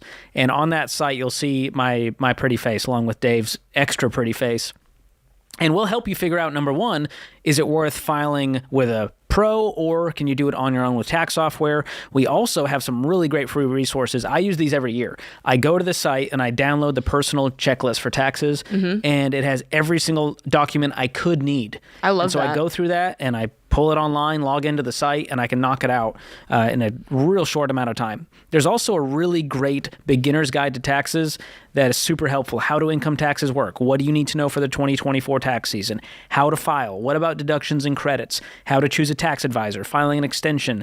The truth about tax refunds? It's all right there. I can't believe it's free, Jade. And so go to RamseySolutions.com/tax to get all of those resources. I promise you it's going to help you burn less brain calories this tax season. That's so true. Have you filed yet? Have you done it? I got my appointment to file, and I've got all my documents ready on my computer in a folder. Everything's labeled perfectly. My wife is like, how do you know all this? I'm like, I don't know. I'm just a giant nerd. There was a glimmer in your eye just now when you were talking about it. I'm not going to lie. Like, spending 3 hours on a Saturday doing that was somehow invigorating. It was like cleaning out a closet. You know what I mean? It just feels good once you're done. Satisfaction. I get that. All right. There we go. We're moving on to Philadelphia. Matt joins us there. What's going on, Matt? Hi. How you guys doing? Great. How are you? Good. So I just started listening to the program about 6 months ago or so, and I have a general question on finances, and then another question on potentially getting married. So I'm following the program, not perfectly, but I'm trying. I'm down to about $3,000 in credit card debt. My biggest debt is actually I have to pay back. I'm visually impaired, and I have to pay back Social Security. A substantial amount, about $80,000. But that debt is actually interest-free. So I've been just paying the agreed payment, basically, and attacking my credit card and my mortgage, which is down to about $73,000. I've kind of been paying them both. I know that's not the exact way to do it. I'm just about to get rid of the credit card debt. But my main question was, with all that, I'm still investing through work 6% because they match the 6%. Should I be stopping that completely until Yes. the debt is gone? Yeah. You said you listen to what we teach and you're not doing it perfectly. I don't think you're really doing it at all in our way. I think that you have in your mind that you want to pay down your debt, but the way that we would teach to do this is very different than what you're doing. So I'd like to kind of call out the major differences, but I think you know what they are. What's your income? I guess it just has $64K. Okay. I mean, right now you're paying off your mortgage along with your other debts, which we would tell you that's further on down the line. Baby step 1, you get $1,000 saved first. And then baby step 2, you pay off all your consumer debt, everything except the mortgage. So you're really flip-flopping it. Do you have the $1,000 saved, by the way? Yes. How much do you have saved? Around $4,000. So you can knock out the credit card debt but today. I want to call out the fact that you're really not doing our plan at all, even a little bit. my main concern was I have to have like some housework done, like a roof on the garage, and Okay. I wanted to save a little cash to potentially pay the person to do it in cash rather than. Okay, so it's like a sinking fund. That's my safety net, I guess, at this point. That's the only reason I haven't done it. How urgent is that roof over the garage? Is it like falling apart? It's not falling apart. It's got a slow leak. I mean, if you had to say, what's the timeline on this thing? I need to get it done soon. I was kind of waiting for the winter to get over, but probably in the next month or two. Okay, What's it going to cost? That's a good question. I'm not really sure. I'm thinking somewhere around $1,500 to $2,000. Okay, so you've got a little extra there. Find out exactly what it is, because this is money, all this money, when you just kind of keep it around in hordes, not to say that you have lots of it, but it's money that could be going to work for you. So if this thing is only going to cost $1,500 or $1,100, you've got another $1,300 here that could be helping you right now. So let's get a clear estimate on that. I want you to stop investing. I understand that you're getting 6%, but that's a lot of money that could be back in your pocket for you to be paying off these credit cards and really paying off this Social Security. I'm not sure, you probably don't have to go into it, but I'm not sure how that happened. But $80,000 is a lot of money. Regardless if it's interest-free, it is a weight on your body, and I want you to get that paid off. So I want you to stop on the mortgage, wait until baby step 6, which is when you're supposed to do that. And right now, I really just want you focused on paying off this debt using the debt snowball.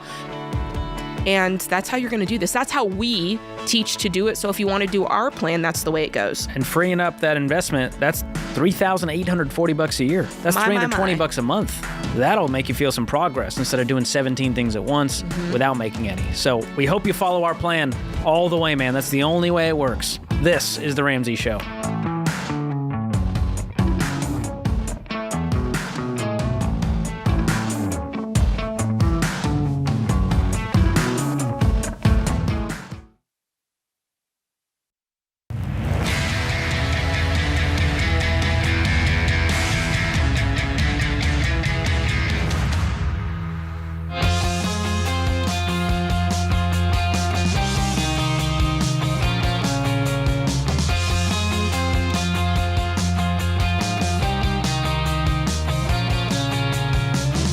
Welcome back to The Ramsey Show. I'm George Kamel, joined by Jade Warshaw.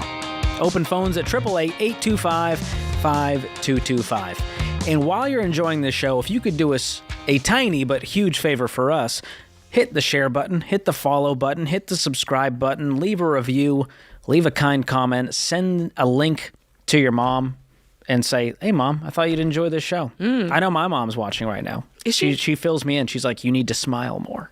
Only a mom can get away with that. That's right. I'm like, you're right, Mom. I'm sorry. It's kind of a radio show. There's not like a looking at the camera. You know, I'm not trying to be upset. You're just focused on listening to calls for 3 hours. So I'll do better, Mom. Smash that subscribe button. Smash it. We're doing great. Thank you. You guys are the marketing plan, and it's free to you. This is a free show for you, and we appreciate you being here.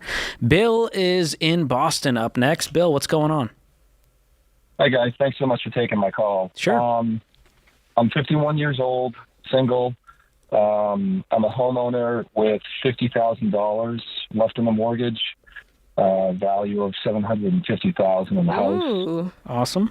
I had a retirement of $157,000. I started all over 12 years ago when I got divorced. I've got about saving. I've got $10,000 for savings, no credit card debt, no car payment, and I have a Vanguard Target retirement of a 2040 fund as well. You said 240?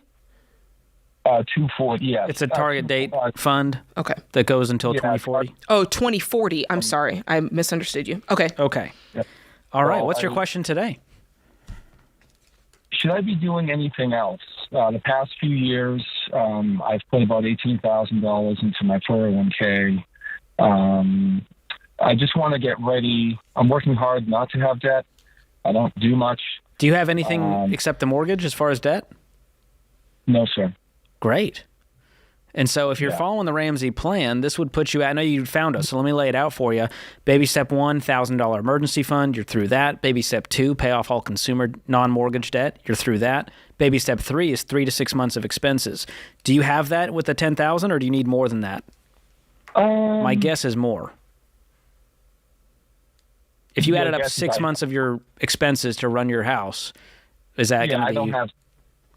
I don't have 6 months. Would that be closer to 20 or 25 for you? Yeah, it would be closer to 25, yeah. Okay. So that's a good goal for you in the savings.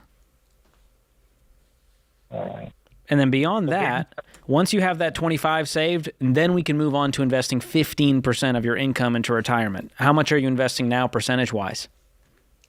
20. Okay.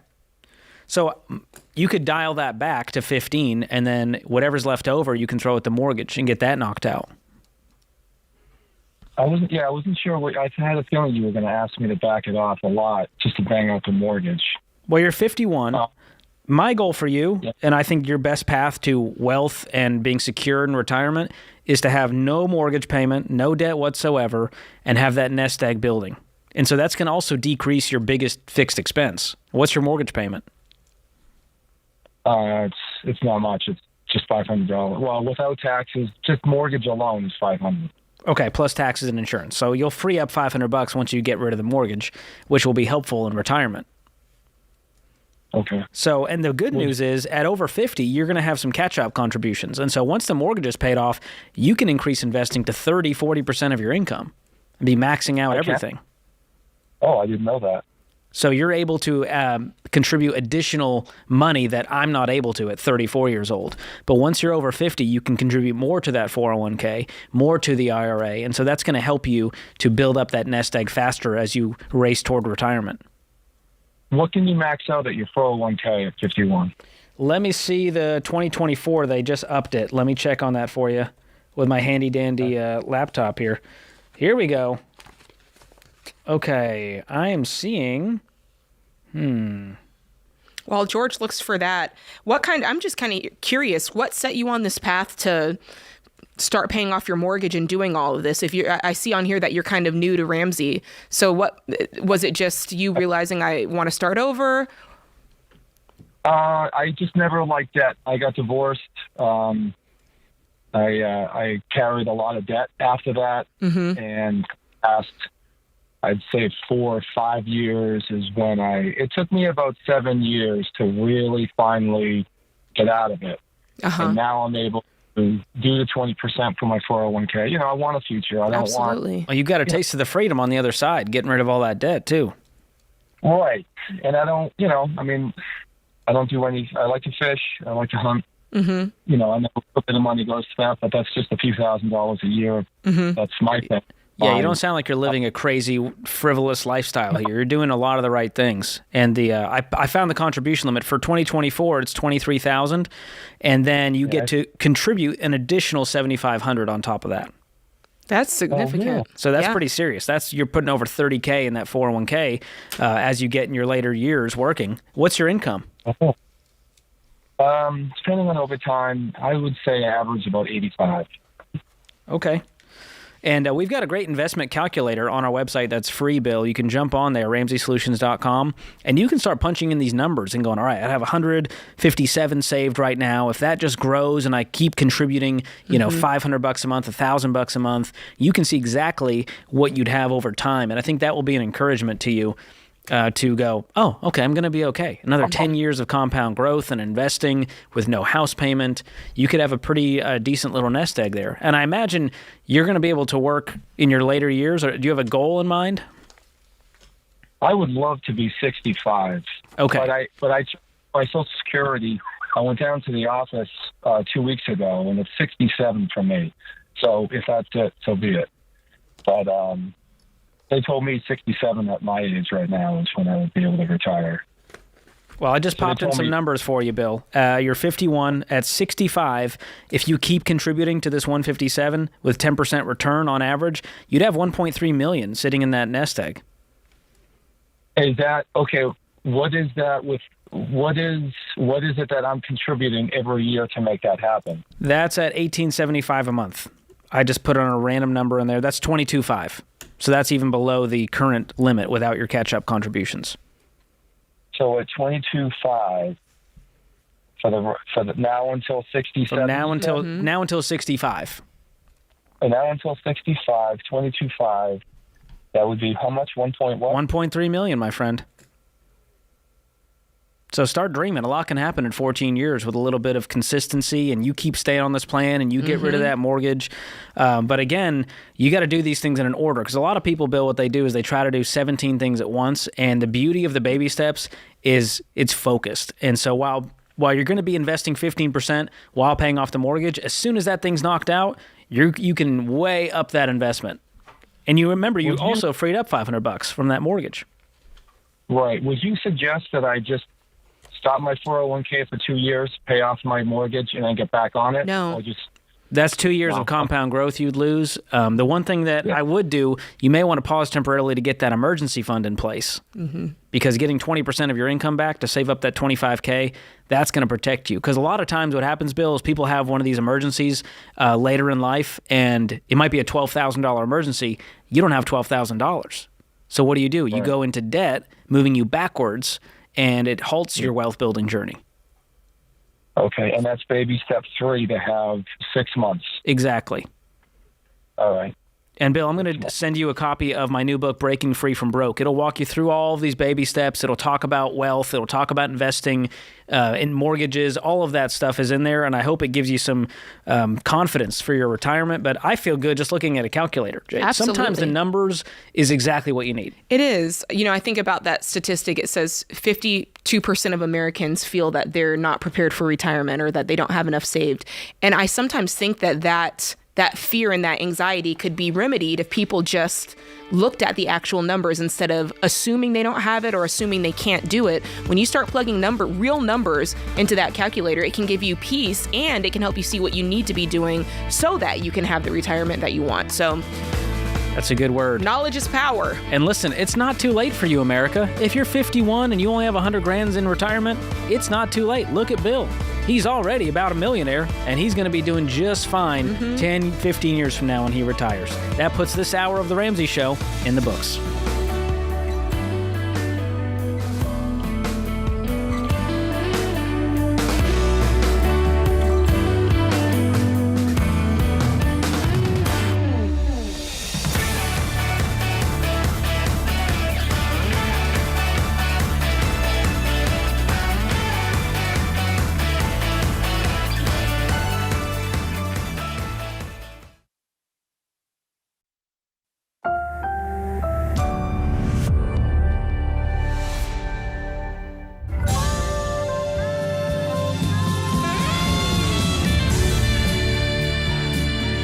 Live from the headquarters of Ramsey Solutions, it's The Ramsey Show, where we help people build wealth, do work that they love, and create amazing relationships.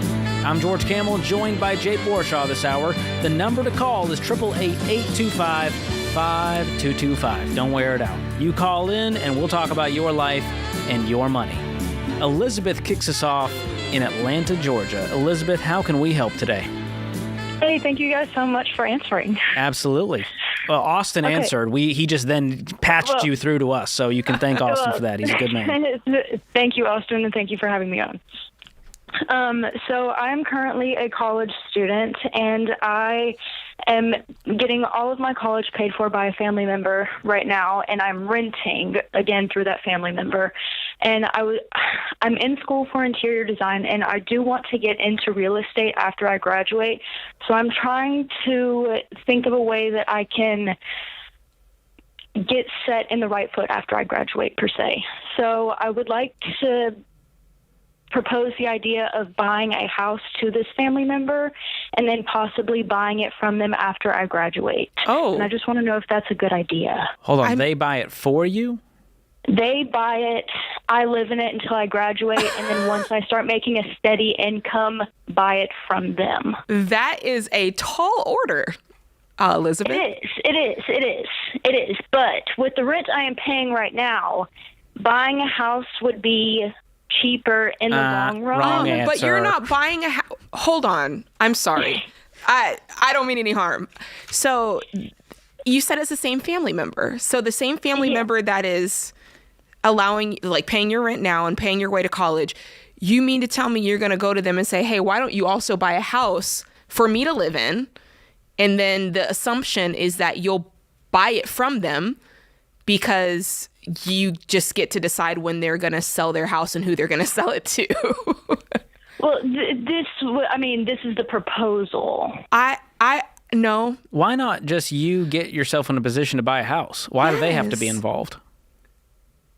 Because straight out of college, I don't have. But anything. You don't have to be able to buy a house straight out of college. That's how it should be.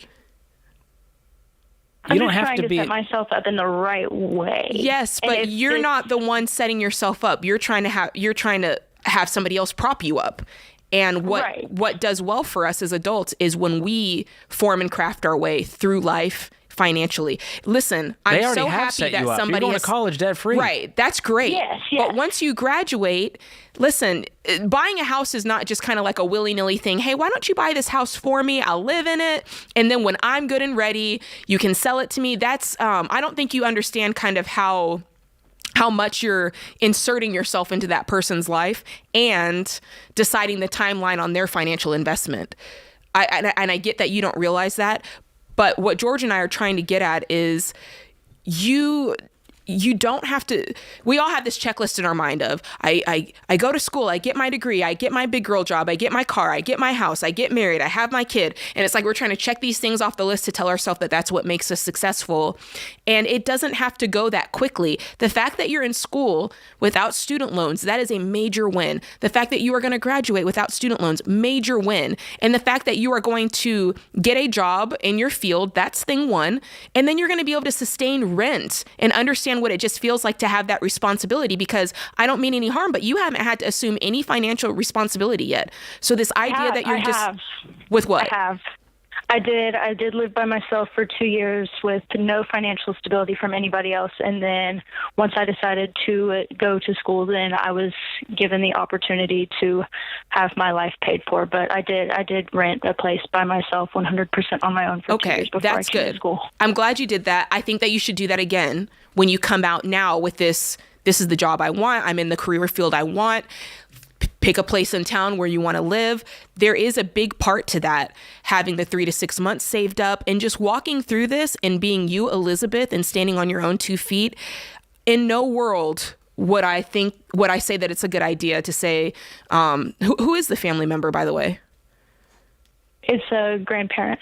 No way would I say, Grandma, Grandpa, will you buy a house worth X amount of dollars and me be the renter paying full rent? And because here's the thing, I'm just assuming, are you renting at cost, or are they charging you a real rent where they're able to make some money on this investment? That's something I would have to talk about with the grandparent. That's a big deal. So for you to even make the assumption, listen, I'll just rent at cost, you won't make any money on the renter, and whatever it appreciates, whenever I'm ready, I'll buy it, because they might be ready. They might want to hold the property longer. Like, what if that's the case, that they're like, listen, the market's not great right now. We understand that you want to buy it, but it's not great for us. There's so many factors and volatilities there that have the ability to make, the relationship not the best that it can be. Yeah. How many more years do you have until you graduate? I'm supposed to graduate within 2 years. Okay. So you graduate with an interior design degree. You said you wanted to go into real estate, as in be a real estate agent? No, just I want to own property. Okay. So you just want to be a homeowner? But I also want to be able to own other properties. Like lots of properties. Rent out. Okay. Yes. You want to go full monopoly here. All right. And is the goal to be working full-time in interior design? Yes. And so you'd start off working for an interior designer, I imagine, and then work your way up to maybe starting your own interior design company one day? That is the hope. What's starting salary? Like when you come out of college, what does an interior designer in your area earn? It really just depends. I don't plan on staying in the area, but it can start anywhere from $50K a year to maybe 80. Okay, 50 to 80. So let's say 65. So you come out, you're making 65. You've got no debt. Tell me more about your personal financial situation. About my financial situation? Yeah. I have a paid off car. I have $2,000 of my own separate money. I've been doing commissions, like little side hustles, and saving that on my own. So I've got $2,000 saved up of my own personal money, and it's working its way up right now. And what's your rent right now? Do you pay rent? My rent right now is my grandparent does. It's $2,500 a month. Well, you just said the mortgage is cheaper than rent. If I was to get a house that was, or this is all very hypothetical, but if there was to be a house that was bought, then that is assuming that you're paying it at cost, that you're not going to. That's my worry. Is there's a lot of assumptions here, and one is that renting is just, I might as well get a mortgage. $2,000 in rent, $2,000 in mortgage. It doesn't work like that, because there's property taxes, there's insurance, there's maintenance, there's all the surprise repairs, and you have $2,000 to your name. I'd be scared out of my mind if I had $2,000 and I was a homeowner.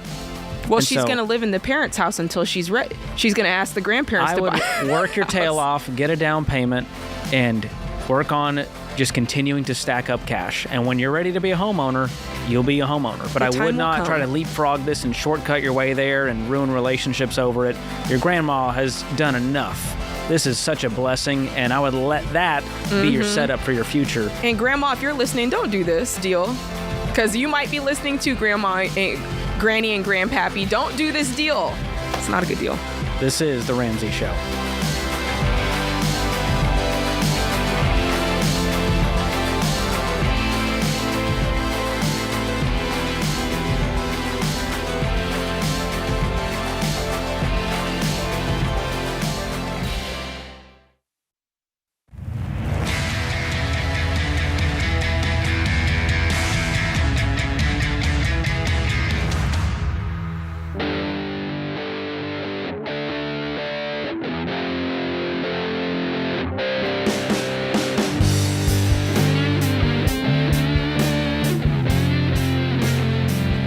Welcome back to The Ramsey Show. I'm George Kamel, joined by Jade Warshaw. Open phones at 888-825-5225. You call us. We'll talk about your life and your money.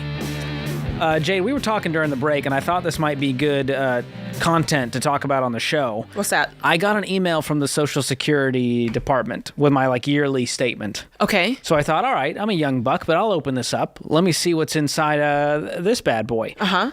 And it was pretty interesting to see how much money the government thinks I will be given when I'm the ripe age of 62 or 70.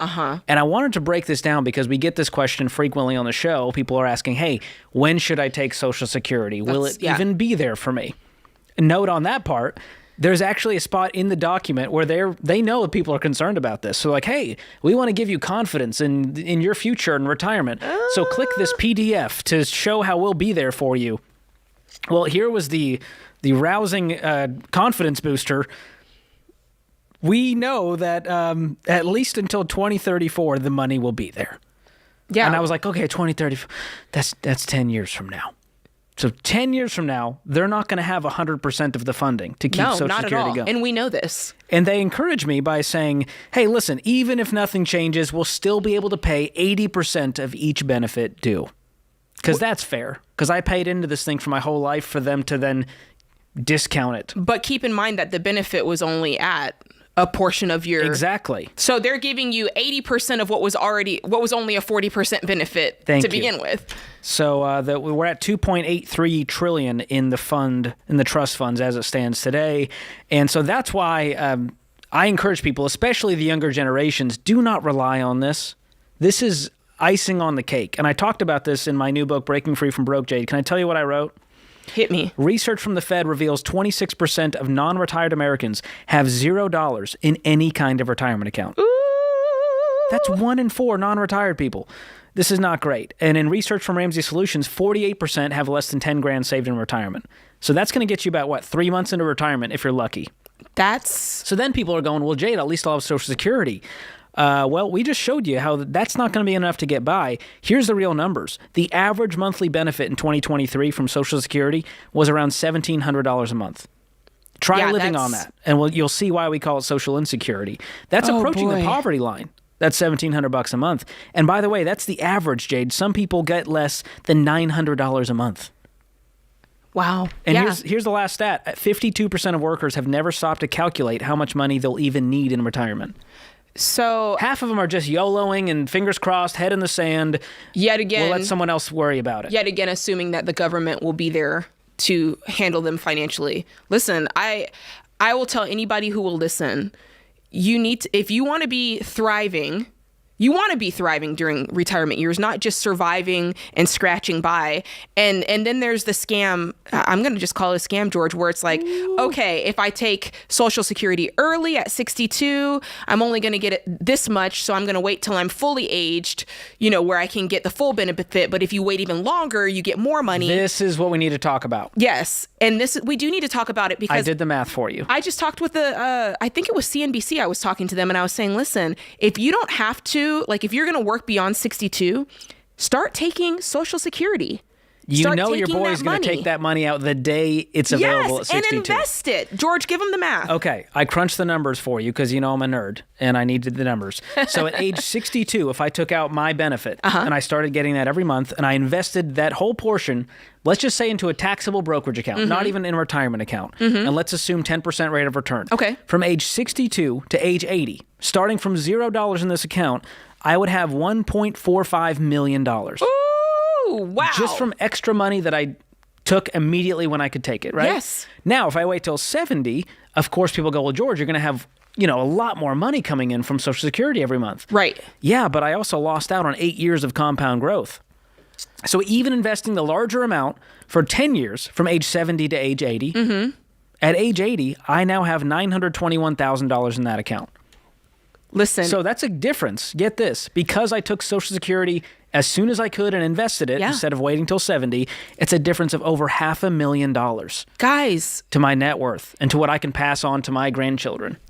What I want to say, because George, you laid that out perfectly, but I know there's still people who feel this weird sense of fear about even considering that as an option. It's like, well, the government's giving me that money. It's for my retirement. I'm like, number one, the government's not giving you anything. That was your money that you paid in, and you're only getting a portion of it back. Let's be clear about that. The government doesn't gift anything. It's just redistributing all of our money. Yeah, you're getting back your money. You gave it to them, and they invested it poorly at like a 2.2% return. And now that's part of the reason here that we're not having enough to fund everything. They're giving your money back to you, so you can take it and do whatever you want with it. And what George is suggesting and what I'm suggesting is invest it. Invest it in something that gets better than a 2.2% return, because at the end of the day, they were only going to provide 40% of the lifestyle you've been used to living. And you can't rely after on this.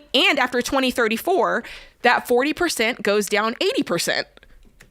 That's this is not crazy. Okay. That's critical. This is why it's called social insecurity. Get this camera on me right now. Here's the deal, America. Go fund yourself. I said it. Live on the Ramsey show.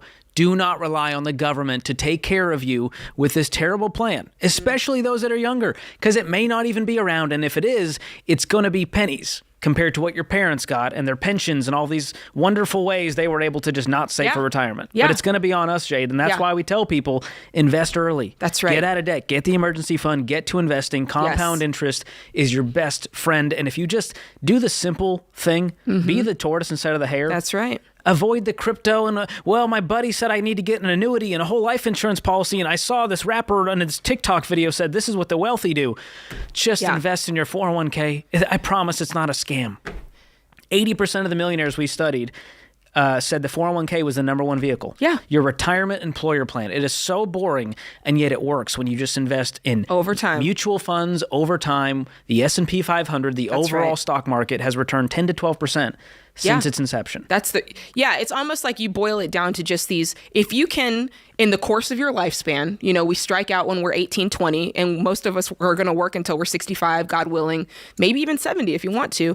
But if you can do three things, if you can just pay off your debt and live a debt-free lifestyle, if you can, and so that you're entering retirement without consumer debt, then if you can do one better and invest monthly, regularly when the time comes, so you've made it a habit of investing, and if you can enter in retirement without a home mortgage, like 3 goals you have in life, if you can do that, you are golden. And when you do that, George, you don't need as much of a nest egg. If you can enter into retirement without consumer debt and without mortgage debt, suddenly this need to have all this giant money, you're like, okay, I've eliminated so much of the payment, so much of what's needed that you needed before that. You don't need to have, when you decrease your risk, you increase your peace. That's right. It's that simple. And so when you do that, and luckily for my wife and I, we decided to do that early. We thought, what would it be like in our 30s to have no mortgage payment, to be investing for a future, now bringing our daughter into this world? Yeah. It's just a different way to live. We're not as worried about inflation and what if there's a crash and what if the pandemic. We just get to live our life with peace. That's right. Because we don't have payments. And that's what I want for everyone out there. And investing consistently, everyone's arguing about net worth and what your home equity. And I'm going, listen, I'm not touching this money. That's We're fine. right. We got margin in our day-to-day life until I'm 62 and tap into Social Security and in those investment accounts. And Lord willing, we won't need much of it. Yeah. What we're saying is a good man leaves an inheritance to his children's children. And you can't do that if Social Security was your only out. That's it. Like you just stopped and said, okay, I'm done making money. I have no assets and Social Security is there. You can't leave anybody to anything to anybody do not like rely that. on your kids. We take enough calls in the show where relationships are destroyed because parents are relying on the kids are relying on the parents. They didn't communicate. They didn't invest for retirement. And they're calling us at 65 going, we have nothing saved. What do we do? Get a time machine. I mean, there's not a lot you can do. You can get out of debt. But folks can break the cycle today. There are people who can start breaking that cycle today. Be one of those people.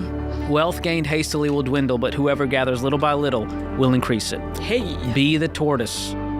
Be a crock pot in a world full of microwaves, my friends. This is The Ramsey Show.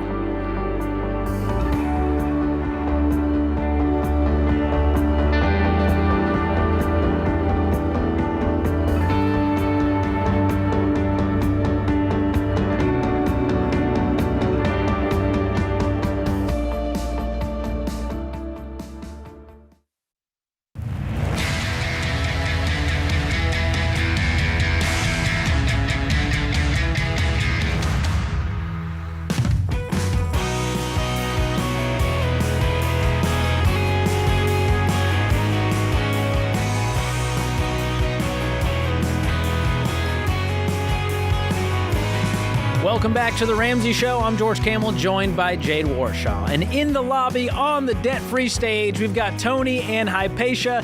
How you guys doing? Doing great. Well, I can tell by your Ramsey swag t-shirts, live like no one else, debt-free. You're here to do a debt-free scream. That is correct. Where are you guys from? Hammond, Indiana. Wonderful. And how much debt did you pay off? $301,000. Wow. And not a penny less. No. Okay. And how long did that take?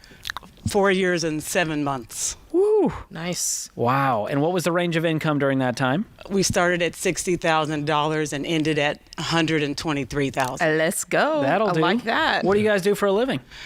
I'm a a flight attendant and a recent FCMT graduate. Financial coach graduate. Yes. Nice. Went through our financial coach training. Yes. That's cool. Yes. And I'm an assistant principal. Wonderful. Yes. Okay, so let's talk about this $301,000. What kind of debt was this? Oh, it was student loans. Hey. Primarily student Wow. loans. Yeah. Who was it? 180. I was the smart one. She's like, I have no problem pointing at you for this. I have a semester of high quality college education, so it's all his master's degrees. So a lot of education. What else was in the mix? 401k loans, 2 phones, 2 iPhones, 2 cars, credit cards, all of that. Wow. Just the normal, typical American lifestyle. Yeah. Yes. So. Just a little potpourri of debt, if you will. Well, yeah, and it kind of started when we actually had our second oldest son.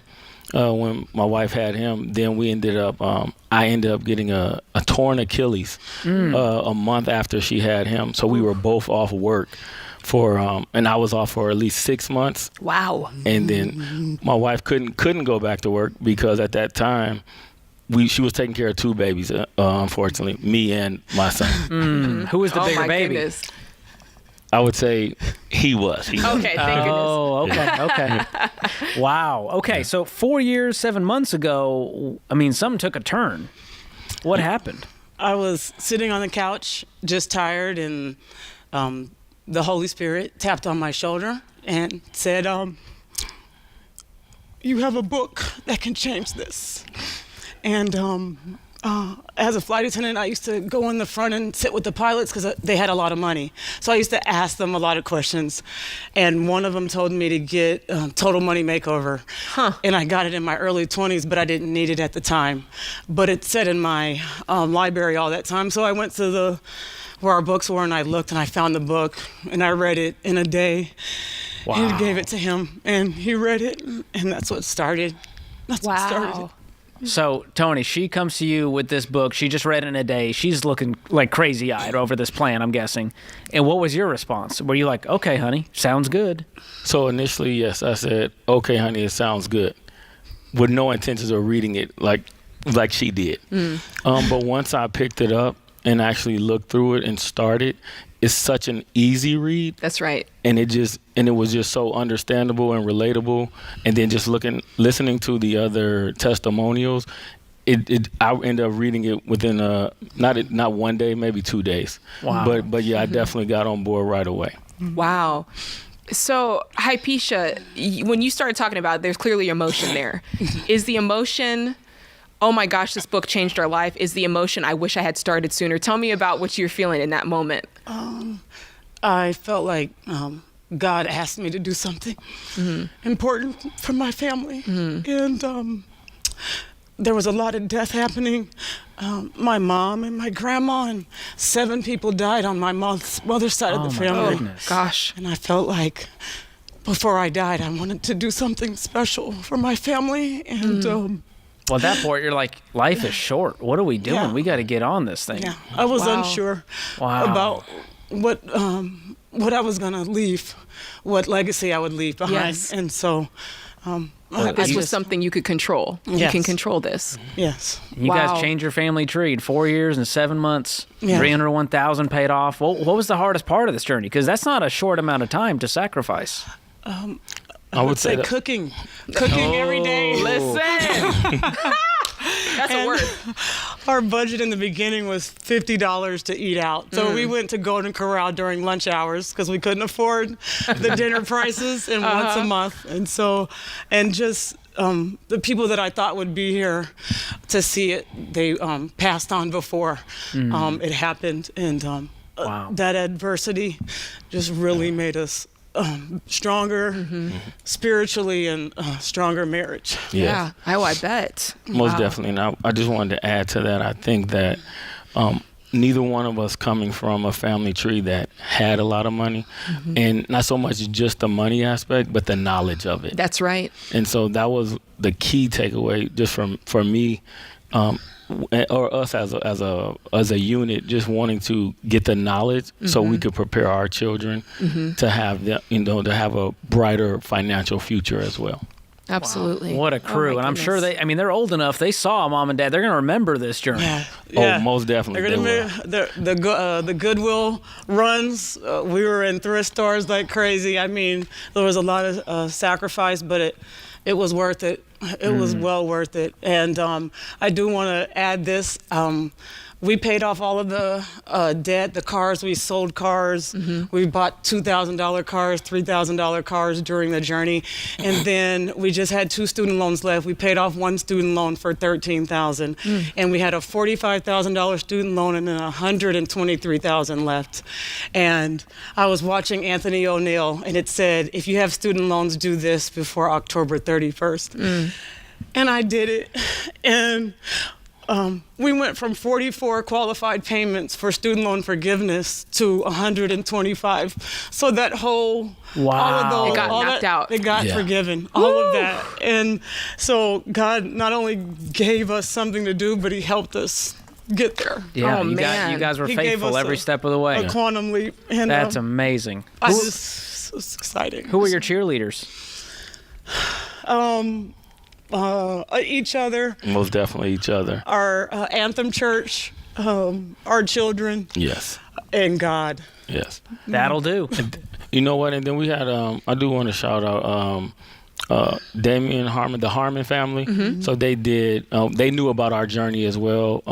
Pete McAdams, close buddy of mine, they both live here actually in Tennessee as well. So those people I know we spoke to a lot about it, who was right there with us from the very beginning and just told us to keep pressing. Yeah. And it just, it felt good. It feels good. It definitely feels good. Oh, I bet it does. So what's next? You're debt free. How are you celebrating? So we haven't. We're having a debt-free party. Hey, I love it. Yeah, we're gonna have a debt-free party. I love that. We're still working out the particulars on when exactly, because it's such a surreal moment. Yes. Just being able to do something that we've never seen done. Yeah. But then also do it for our children to let them know that their destiny affirmation starts here with this moment, and this will be in the new chapter in their in our lives as a family. Well, get the kids up here. What are the names and ages? Okay. We have Talon, 13. We have Anahi, and today is her birthday. She turned 12. Nice. Hey, get up on stage, y'all. Happy birthday. We have What a Alaric, beautiful he's family. 9, and then Ali, she's 6. Oh, my goodness. Beautiful. Well, they get to scream with you. They were a part of this process, and they're celebrating mom and dad's freedom because that's freedom for them, too. That's changing the family tree. Yeah. Let's do this thing. Y'all ready? We're ready. All right, we got a living give box for you, including Baby Steps Millionaires, Total Money Makeover, and Financial Peace University. So use it or pass it on to someone else to kickstart their journey. You guys are an inspiration. All right, we got Tony, Hypatia, the whole gang, $301,000 in 4 years, 7 months, making 60 all the way to 123. Count it down. Let's hear a debt-free scream. 3, 2, 1. We're debt-free!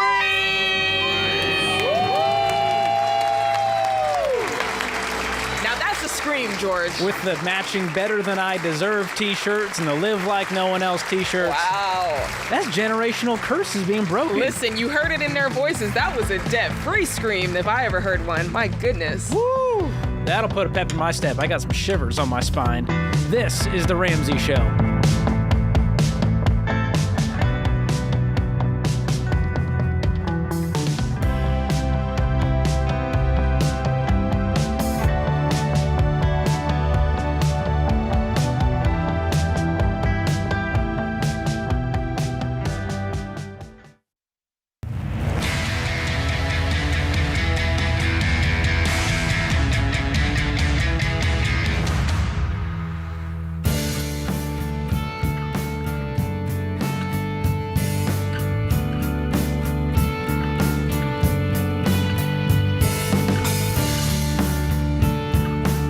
Our scripture of the day, Psalm 37, 23 and 24. The Lord makes firm the steps of the one who delights in him. Though he may stumble, he will not fall, for the Lord upholds him with his hand. In other news, Slash from Guns N' Roses once said, "No one expects the rug to be yanked out from underneath them. Life-changing events usually don't announce themselves." Who knew? That's the kind of wildly varying entertainment you get on this show. From Proverbs and Psalm to Slash. There we go. Well, Jade, I don't know if you've been keeping up with the news. The Grammys just happened. The big game is coming up this weekend. Everyone's talking about Taylor Swift instead of the big game. Yes. But the big news is right here on the Ramsey Show. You ready for this? Tell me more. We just launched a new Ramsey trusted national partner that can help you find the right health insurance. Really? I know, not the news you were expecting. I didn't know. Tell me more. Well, we all know health insurance, it's not the most exciting or fun thing on people's list. But you know what it is fun? Having the right health insurance when you need it. Facts. I mean, the amount of people going bankrupt in medical bills is frightening. And so, to get a load off your mind, protection for your hard-earned money, not panicking at the first sight of the medical bill, that's my idea of fun, at least partially. And it's why we are so excited to have a new partner called Health Trust Financial. And this isn't really new, because here's why. Our team has worked with Health Trust Financial folks a lot over the years, and a bunch of their independent agents have actually been serving Ramsey fans for more than 2 decades now. First, they were part of our Endorsed Local Providers program, then as Ramsey Trusted Pros. And while a lot of health insurance companies out there care more about premiums than people, Health Trust Financial cares about educating you, saving you money, and shopping different providers to find you the health insurance you need. And they've done such a great job working with our fans that our team decided to expand this relationship and make Health Trust Financial the only health insurance company we recommend here at Ramsey. That's high praise. Listen, that's you got to do right by people for a long time and treat them well and treat our fans well, because trust is all we have here at Ramsey. That's what we're all about. So the fact that you guys have a new company out there you can reach out to for all of your health insurance needs, Health Trust Financial, that's huge. They know their stuff, and they want to help you protect your wallet from unexpected medical costs. So if you need help figuring out the best health insurance for you and your family, be sure to check them out at healthtrustfinancial.com. Very cool. Very cool partnership. All right, let's go to the phones. Chris is up next in Myrtle Beach, South Carolina. Chris, welcome to the show. Hey, how are you guys doing? Doing well. How can we help today? My wife loves your nails, Jade, by the way, the color of your nails. Thank you. It's always Jade and never George. What's wrong with my nails, Chris? I love them. Thank you. And your watch. Thank you. Appreciate that. How can we help? So we're looking to relocate here mid-year, probably June, July. And I've done some math to where I could probably safely get us out of debt with the equity within our home and be debt-free when we move. But my wife is a little skittish. She wants to be able to buy right away when we relocate. Where are you relocating to? Pennsylvania. Okay. Is this for work? Just better lifestyle overall. The tourist town really isn't for us, or touristy income, so to speak. Seasonal positions, that kind of thing, are, it's tough to get. Well, what's in Pennsylvania? What drove you guys there? That's where I'm originally from. We moved down here, my parents, before I, became of age and didn't have a choice. Moved here. I met my wife. We've got a family here. But we've been back there to visit, over the years. She likes it. Obviously, I liked it when I was up there. I would have stayed, but I didn't have a choice at that time. So is the assumption that if you bought a place, you'd live in the area that you grew up or the area that you know? Correct. Even if we, the way I want to do it with renting, we would rent somewhere within that vicinity. Mm-hmm. I got to tell you, I would vote for the rent in the vicinity that you think you want to live, because times have changed out there. I imagine since you lived there. True that. And so part of this is financial. I mean, how much equity do you guys have in the house? We owe $140, and we could sell for roughly $275. Okay. So net of fees, you're looking at what, 110, 120? Based on my calculations with transfer taxes and things like that, about 101. Okay. So let's say you walk away with 101. Estimate. How much debt do you have? Right. About $48,000. That's including a vehicle. So. Mm-hmm. Okay. And then, so we clear the debt, and that leaves you with 53 total to your name? Let's see here. Unless you have money in savings. I don't. So it'd be what you said. That's correct. Okay. So let's call that your emergency fund plus a little bit of down payment money. So my idea was from the 101 and the debt. We could take about $26,400. Rent on average for the space we would need there, as of right now, is about $2,200. That's on the higher end. Take that for a year, $26,400. Pay that up front, and then we would. Why pay up front? We could then take that $26,400 that we would pay up front, and then we could save that over the entirety of the year to make that our down payment on the home that we would look, to purchase within that year. Hold on. The next year. Are you saying, I want to make sure I'm following you. Are you saying you want to pay your rent up front for 6 months? Correct, and then take for a year. Correct. To who? We would pay the lease out in full for the full year, as opposed to paying it monthly. I wouldn't do that. I would just never pay do monthly, that. and you have the money sitting in savings already. Because what if something happens and you're like, we're renting here, the guy above us smokes pot and we can't get out of this. Like, what if there's a complication? Are you not concerned that it could be a pain in the butt to get your money back? I hadn't really thought that far into it. That's I would. part of the reason why. Yeah. I just think there's too much unnecessary risk in that and no benefit. So I would just pay the normal payment, $2,200 a month. What's your take-home pay as a family? As a family, about $950 a week. Wait, so it's only less than $4,000 a month? Yeah, about 33. I make 49 salary a year. Well, and here's taxes. the problem: your rent is over 50% of your take-home pay. So you guys can't afford to live in this area. Right, but we would. What's the plan? We would, we'd have that savings we would be able to pull our 6 months emergency But fund. draining your savings is not a sustainable option, even for a year, because then you're still not in a position to buy a house. $20,000 down is not going to get you very far in today's market. So I think we need to rethink this whole thing, and if your income is not going to double in the next 6 months to a year, we need to rethink where we're living and what our situation is. I love the idea of you selling this place to get out of your debt and have some money in the bank, but we're not in a position to go move somewhere where the rent's $2,200. What about your wife working? How old are the kids? She works full-time in the summertime over the summer months, and then part-time in side gigs over the wintertime months when it's not as busy at her job. Could you Did you include that in the $49K? Did you include that? That's correct. Oh, you did? I'm sorry, no. That's just my salary, the $49K. Okay, so what is her salary? Like, what does she bring in regularly if you had to average it out? What does she make in a year? In a year, last year we grossed $56,900. Okay, $56,000. Okay. We still need to get this. So she's making $6,000 a year gross, which is what I'm getting at is what about her? Because if you tell me, hey, I make $49,000, and then with her money it's $56,000, I'm like, okay, she made $7,000 in a year gross. That means net y'all didn't bring hardly any in. So what I'm getting at is there a way that she can make real steady money to contribute to this? That's why I asked how old the kids are, because I kind of wanted to see what that's like, real quick.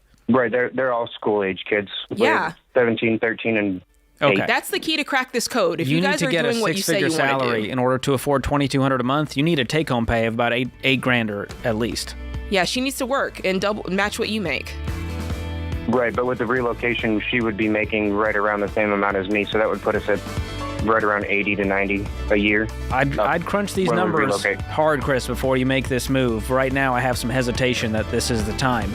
But we need to get the income up, and you need to find a cheaper place to rent, and you need to get rid of this debt. This is The Ramsey Show.